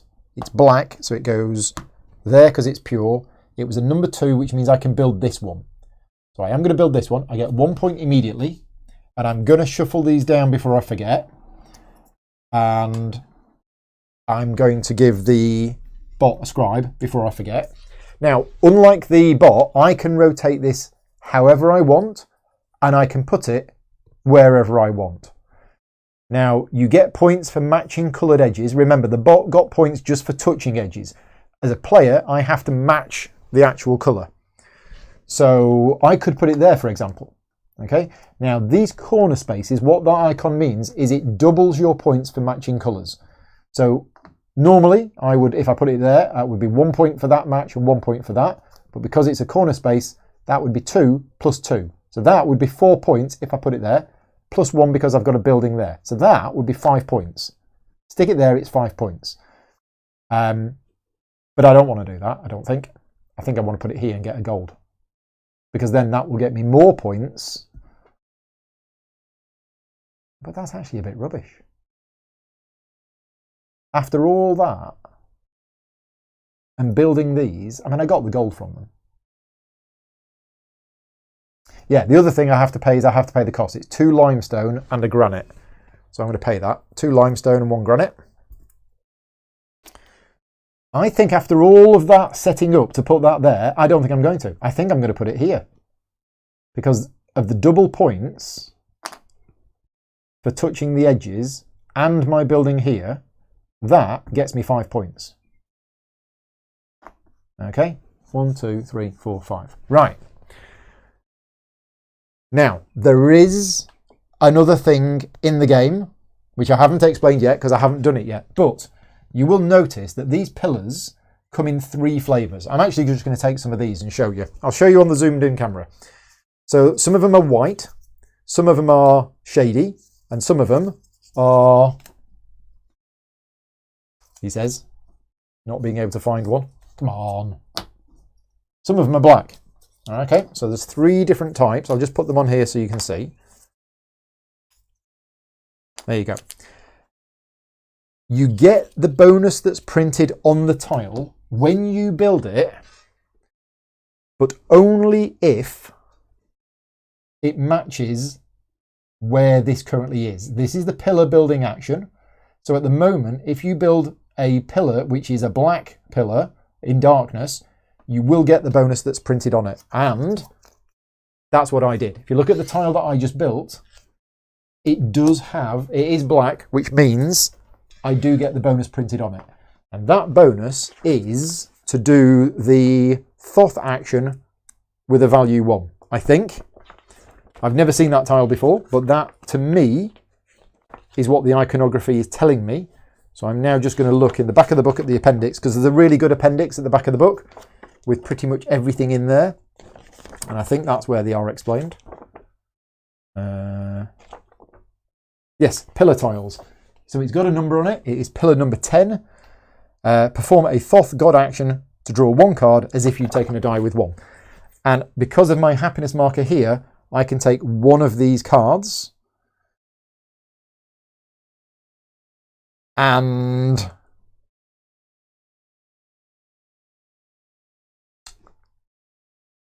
oh, so good. But is it? Oh, I don't know. This is tricky. There's so little time left. Which one of these cards do I want? No. Do we take the happiness to try and get a few points? It's not much though, really, is it?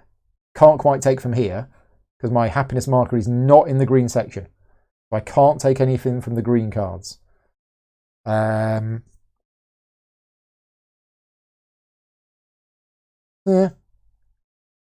Am I going to be doing that again during the game? I think I am. So I'm going to take this. This is the card I'm going to take. So this is a technology card. So this goes in play, and every time I do that thing, I get that bonus that's printed on it. Okay? So there you go. Whether that's the right or wrong thing to do, I don't know. But that was all from the pillar action, and that is my first turn done. Right. Cisco's here as well. Hello, Cisco. Thank you for joining in. I've got 3 turns left. Well, I have 3 turns left. The bot has 4 turns left. So it is choosing the highest numbered dice in the Horus section. Ah, that's that one. I'm not going to be able to build a statue next. Ah, that's a pain. So it builds a statue. It's a 1. So it's building a Ra statue. There can't be a Ra statue, which means it builds one for the people. It can't build one for the people. So I think it gets 3 points instead. I think that's quite rare, but that's what it does. Yeah, if both temple complex statue spaces are already occupied. So it would build here first, and if it can't, it builds over there. And if it can't build there, then it just gets 3 points. Okay, right. And it also gets a scribe. for that. Right, now there's 3 turns left. So my go. Can't build a statue. I've got the bread. The bread was to build a building, which is going to get me some points. So that's what I'm going to do. I'm going to go here. Which of these dice do I want to use? It doesn't matter as such, but I need to plan what I'm going to probably do next turn. So that technology card has been absolutely useless because I now can't perform that action. Oh, I mean, I should have looked. I knew it was going to do that. I absolutely knew it was going to do that. Did I get 3 points from building the pillar? I got more points for building the pillar. I got 5. Because I got 1, 2, 3, 4, 5. So I got 5 points from building the pillar. And yes, I will be able to build a statue next turn. Yeah. So yeah, Kyle, I got 5 points for building the pillar. I think that's right. Raw action, did that, did that, did that. Yep. Okay. So I want to build a building. I've got the bread. The building is going to get me more points and it's going to get me more stuff. So we're going to build a building. I just don't know which dice to choose. Do I want to take the 6 out? I mean, it does increase my population. The advantage of the high dice is it increases my population. But population doesn't get you any extra points. It's the happiness that gets you the points, not the population.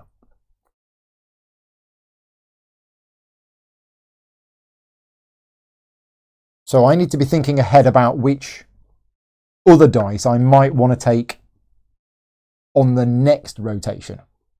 And we don't know. We don't know what's going to be there. So I'm going to take the 2. And I'm going to spend 2 bread. And I'm going to place a building here. Okay, now, placing a building gets me... this is the Hathor action. It gets me the resources shown here. So that's a bread, a papyrus, and a faith. You've got to have faith.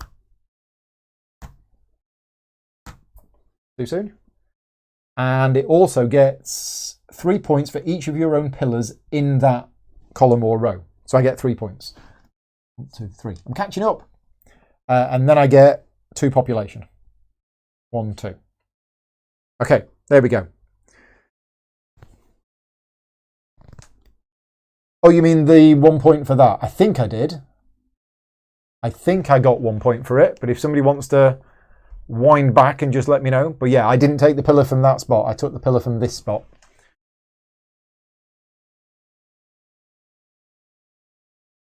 Yeah. Okay, now it is the bots. We are running out of time. It's going upwards. It's doing the RAR action. It can't do the RAR action. Right, we haven't had this happen yet. So it wants to take a dice from the RAR action and it can't. So I think what it does is it chooses the next one counterclockwise. If no dice exist in the corresponding section, or if all dice in that section are forbidden, move to the next section counterclockwise. So it goes here. Can't choose one from there. So it goes here. Takes the highest dice. That's the 4. And it performs this action with a 4 black. So it's building a building on the 4 row in the black column, which it can't do because it's already occupied. So what it does is it wraps round like Pac-Man, goes off the right-hand side, comes on the left and goes there. Now, thankfully, that isn't going to change anything because my statue means I still have 1 in this column and I break ties because I'm at the top. So again, that's another really good thing that it's done because it actually didn't get it any points. So that was kind of a wasted move for it. And I did take the 1 victory point. Thank you very much. Right, we both have 2 dice left. So we're doing the final rotation of the game. Well, actually, it's not. You do one at the very end, but I don't think it does anything. And now we get the final 2 dice out. Now, this is going to be important. Okay. So those are going in there. Those are going in there. And now let's set the dice. So in the shaded areas, brown and gold are good, and everything else is in the middle. In the light, That should be in the middle. That should be bad. I think that was in the wrong place. Yeah, that was in the wrong... No, that wasn't in the wrong place. No, that's good. Yep, that's good. And in the darkness, black is good, brown is in the middle, white stays there. Oh, look at that. That's 3 locked dice. The other part of the game that you're not seeing is the scribes. Scribes can be used to manipulate your dice. And I had one at the start, and then I spent it, and then that's it. I haven't gained any other scribes. So again, that's the whole other part of the game that you've not seen. Brett has just rewound and confirmed I did get the point. Right, thank you. Last 2 turns of the game. Off we go. Right, what am I going to do? Am I going to keep my gold, because that's worth 18 points to me? And do I just gather granite and then build a statue? Or do I build another building up there?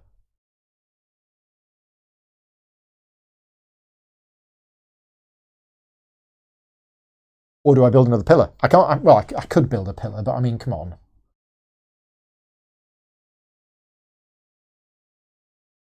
I've got 1 papyrus. If I was to go 1, 2, 3, 4, if I gain 4 more happiness, that gets me 3 points. So if I spend a gold, which loses me 2 points, to gain 3 points, then that's good, isn't it?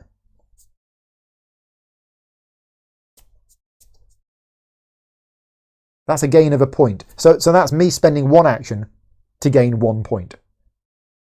That doesn't seem good. It does give me a scribe. What would that scribe do for me? Nothing. Horus action. We wanted to take the Horus action because when I do, I get 2 points and a granite. But building a statue for me is going to cost me 3 granite. I have no granite.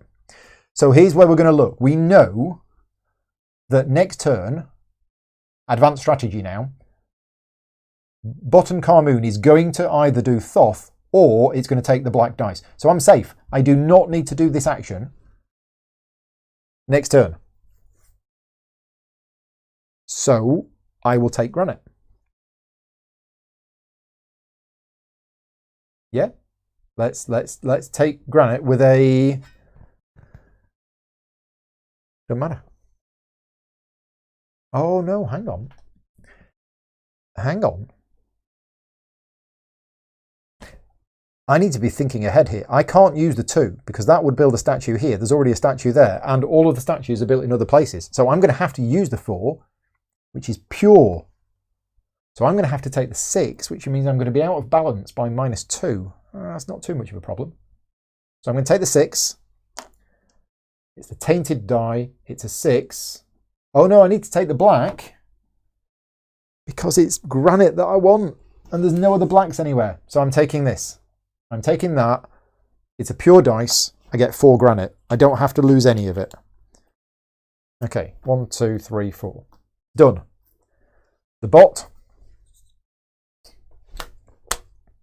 It's moving sideways. It's taking the highest value black dice on the board, which is this one. And then it does this action with value 1. So it gets 2 scribes. Brilliant. And it moves, it gains 1 happiness. But that's it. That's not actually that bad. It's not that bad at all. Okay, my last turn of the game. Wow, it's come to this. So I can't use the 2 because that I can't build there. So it's going to have to be the 4, which is a pure dice. So my balance is right out. But I don't think it matters because it's the last round of the game, I think, unless there's something I've missed about turn order at the end of the game. And I'm going to spend 3 granite to put this statue, and it was a 4, so it's Hathor, and it goes there. So every time somebody does this action, I get a gold. Bit late, but because of my technology, I get a granite and 2 points. Okay, that is it. I am done. It is now the bot's last action of the game. It's moving sideways, and it is Bastet. So it takes the highest value dice in this area That's 4 happiness, which is 1, 2, 3, 4, which doesn't change anything. And it gets a scribe. And I think that is it. So we do a rotation, but I don't think it actually matters because we now go to the marked phase. My balance is +8. Theirs is 1. No penalties apply. Turn order is that. In a 3 and 4 player game, there is points for turn orders. Oh, in fact, that's end of the game. Okay, so there is end of the game scoring here for turn order. What else happens in the mark phase? Oh, balance. Actually, I should be on... It doesn't matter. Yeah, it's not going to change anything. Scoring. Okay, so we do the scoring again. So resource districts. I've forgotten about this. I win all of them. 12 points. And we'll just call it there, shall we? Right, each building and statue up here gets a point. So I've got 1, 2, 3, 4. It's got 2. Okay. Each pillar scores 1 point for each building and statue belonging to the player in the same row and column. So this one scores 1, this one scores 1, and this one scores 1. No. It scores, yes, for each building and statue. Right, so that's 3 more points for it. Have I done that right? Because I got that wrong last time. And this one scores me 2. 1 for there, 1 for there. Okay. Next. Statues. I have built this many statues. I get 15 points. 1, 2, 3, 4, 5 plus 10. He's only built 2, so he only gets 3 points. Then, happiness marker. The bot has reached 1 triangle, so the bot gets 3 points. Everything, production values of 6. Nothing's production values of 6. Buildings row, none. Bread, I have to spend 1, 2, 3 bread. I have 2 bread. So I will spend a gold because if you haven't got enough bread, it's 3 points for each bread that you don't have. So I might as well spend a gold. Okay, and then we do the button Carmoon scoring for the marked phase, which I'd forgotten last time, which is technologies, 2 points each, and it keeps them. So that's 8 points.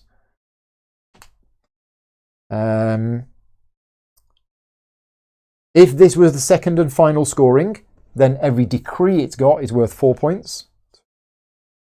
Oh, ye of little faith. I score my decree card, which is 2, 4, 6, 8, 10, 12, 14, 16, 17, 18, 19. Yeah, so I get 19 points. So I'll take 1 off and then add 20. So I've got 19 points for my decree card. It only got 4, but then it gets 1 point for every 2 of these. I've won. I've actually won. 1, 2, 3, 4, 5, 6.5. So not only did I win, I think I did quite well. Assuming I did all of that right, I've scored 90 points. The bot has scored 75. Anybody who knows the game, let me know if I did that end of game scoring correctly. I think I did. The chat's gone quiet. Oh, points, turn order. Yes, end of the game. They go first, they get 3. Where's that? That's in the end of game scoring, which I didn't get to in the practice game this afternoon. End of game scoring.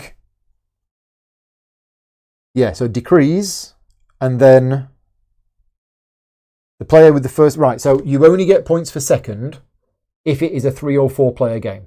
So it was 3 points for whoever went first. So, final scores, if I did it right, again, the chat has gone quiet, is 90 points versus 78. The only bit that I wasn't sure about was this, but I read it out, and I think I got it right. There was not much activity up here. I mean, it was a 2-player game. In a 4-player, this area doesn't get any smaller with a 2-player game. So in a 4-player game, I would expect to see more going on up there. Yeah, that decree, 19 points, was really, really good. Just before everybody disappears, because I know some of you are probably thinking, right, that's it, I've finished. Just a big thank you to all of my Patreon supporters for funding the channel. If you do like the content that I create, obviously, please click like on the video, make sure you subscribe.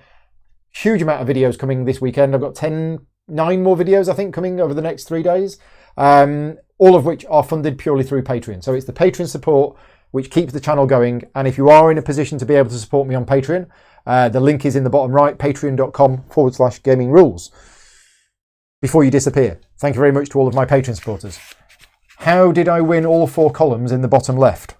So the bottom left scoring, I won because I'm awesome. So in this column, column 1, I have 1 piece, the bottom Carmoon has 1 piece, but I'm highest. In this column, I have 2 pieces. In this column, I have 2 pieces, and in this column, I have 2 pieces. So, yeah, the bot didn't win the first column. The statue counts as having 1 in both columns. So, yeah, I mean, this was a lot of points for me during the game. This was, I managed to get 12 points from this in the first scoring and 12 points in the second scoring. Building those statues got me quite a lot of points, and then the 19 points for that at the end. Yeah, that's what did it. But I'm happy with that. I'm happy with the game. I'm happy that I won. But yeah, it was good. So yeah, John didn't realise the statues counted as a piece. Yep, they count as a piece. So yeah, we are all good. Anyway, it's 6:10. So that was 2 hours, 10 minutes. But as I say, the second half went a lot quicker. And if you've been watching this and you've been struggling to follow along, because I was teaching you the rules as I went, I know some people criticise me for that style of teaching, but I offer various styles of teaching. Today's was a teach you the rules as we go along. Tonight is going to be a full teach up front. So 8 o'clock tonight on the channel, there will be a 2-player game of this where I will be teaching the other player, well, I'll say all of the rules. I will be teaching them pretty much all of the rules before we start playing. So if you prefer that style of teaching, I can do that just as easy. That's what I'm doing tonight. So both options are there for you, but I know different people like different styles. But that's it for now. I will say goodbye. I will be back in just under 2 hours time with a 2-player playthrough. So if you want to see a 2-player playthrough, if you've been watching this one, that's happening later on tonight. But for now, I will say goodbye. Thank you very much for watching. Take care, and I will see you all soon.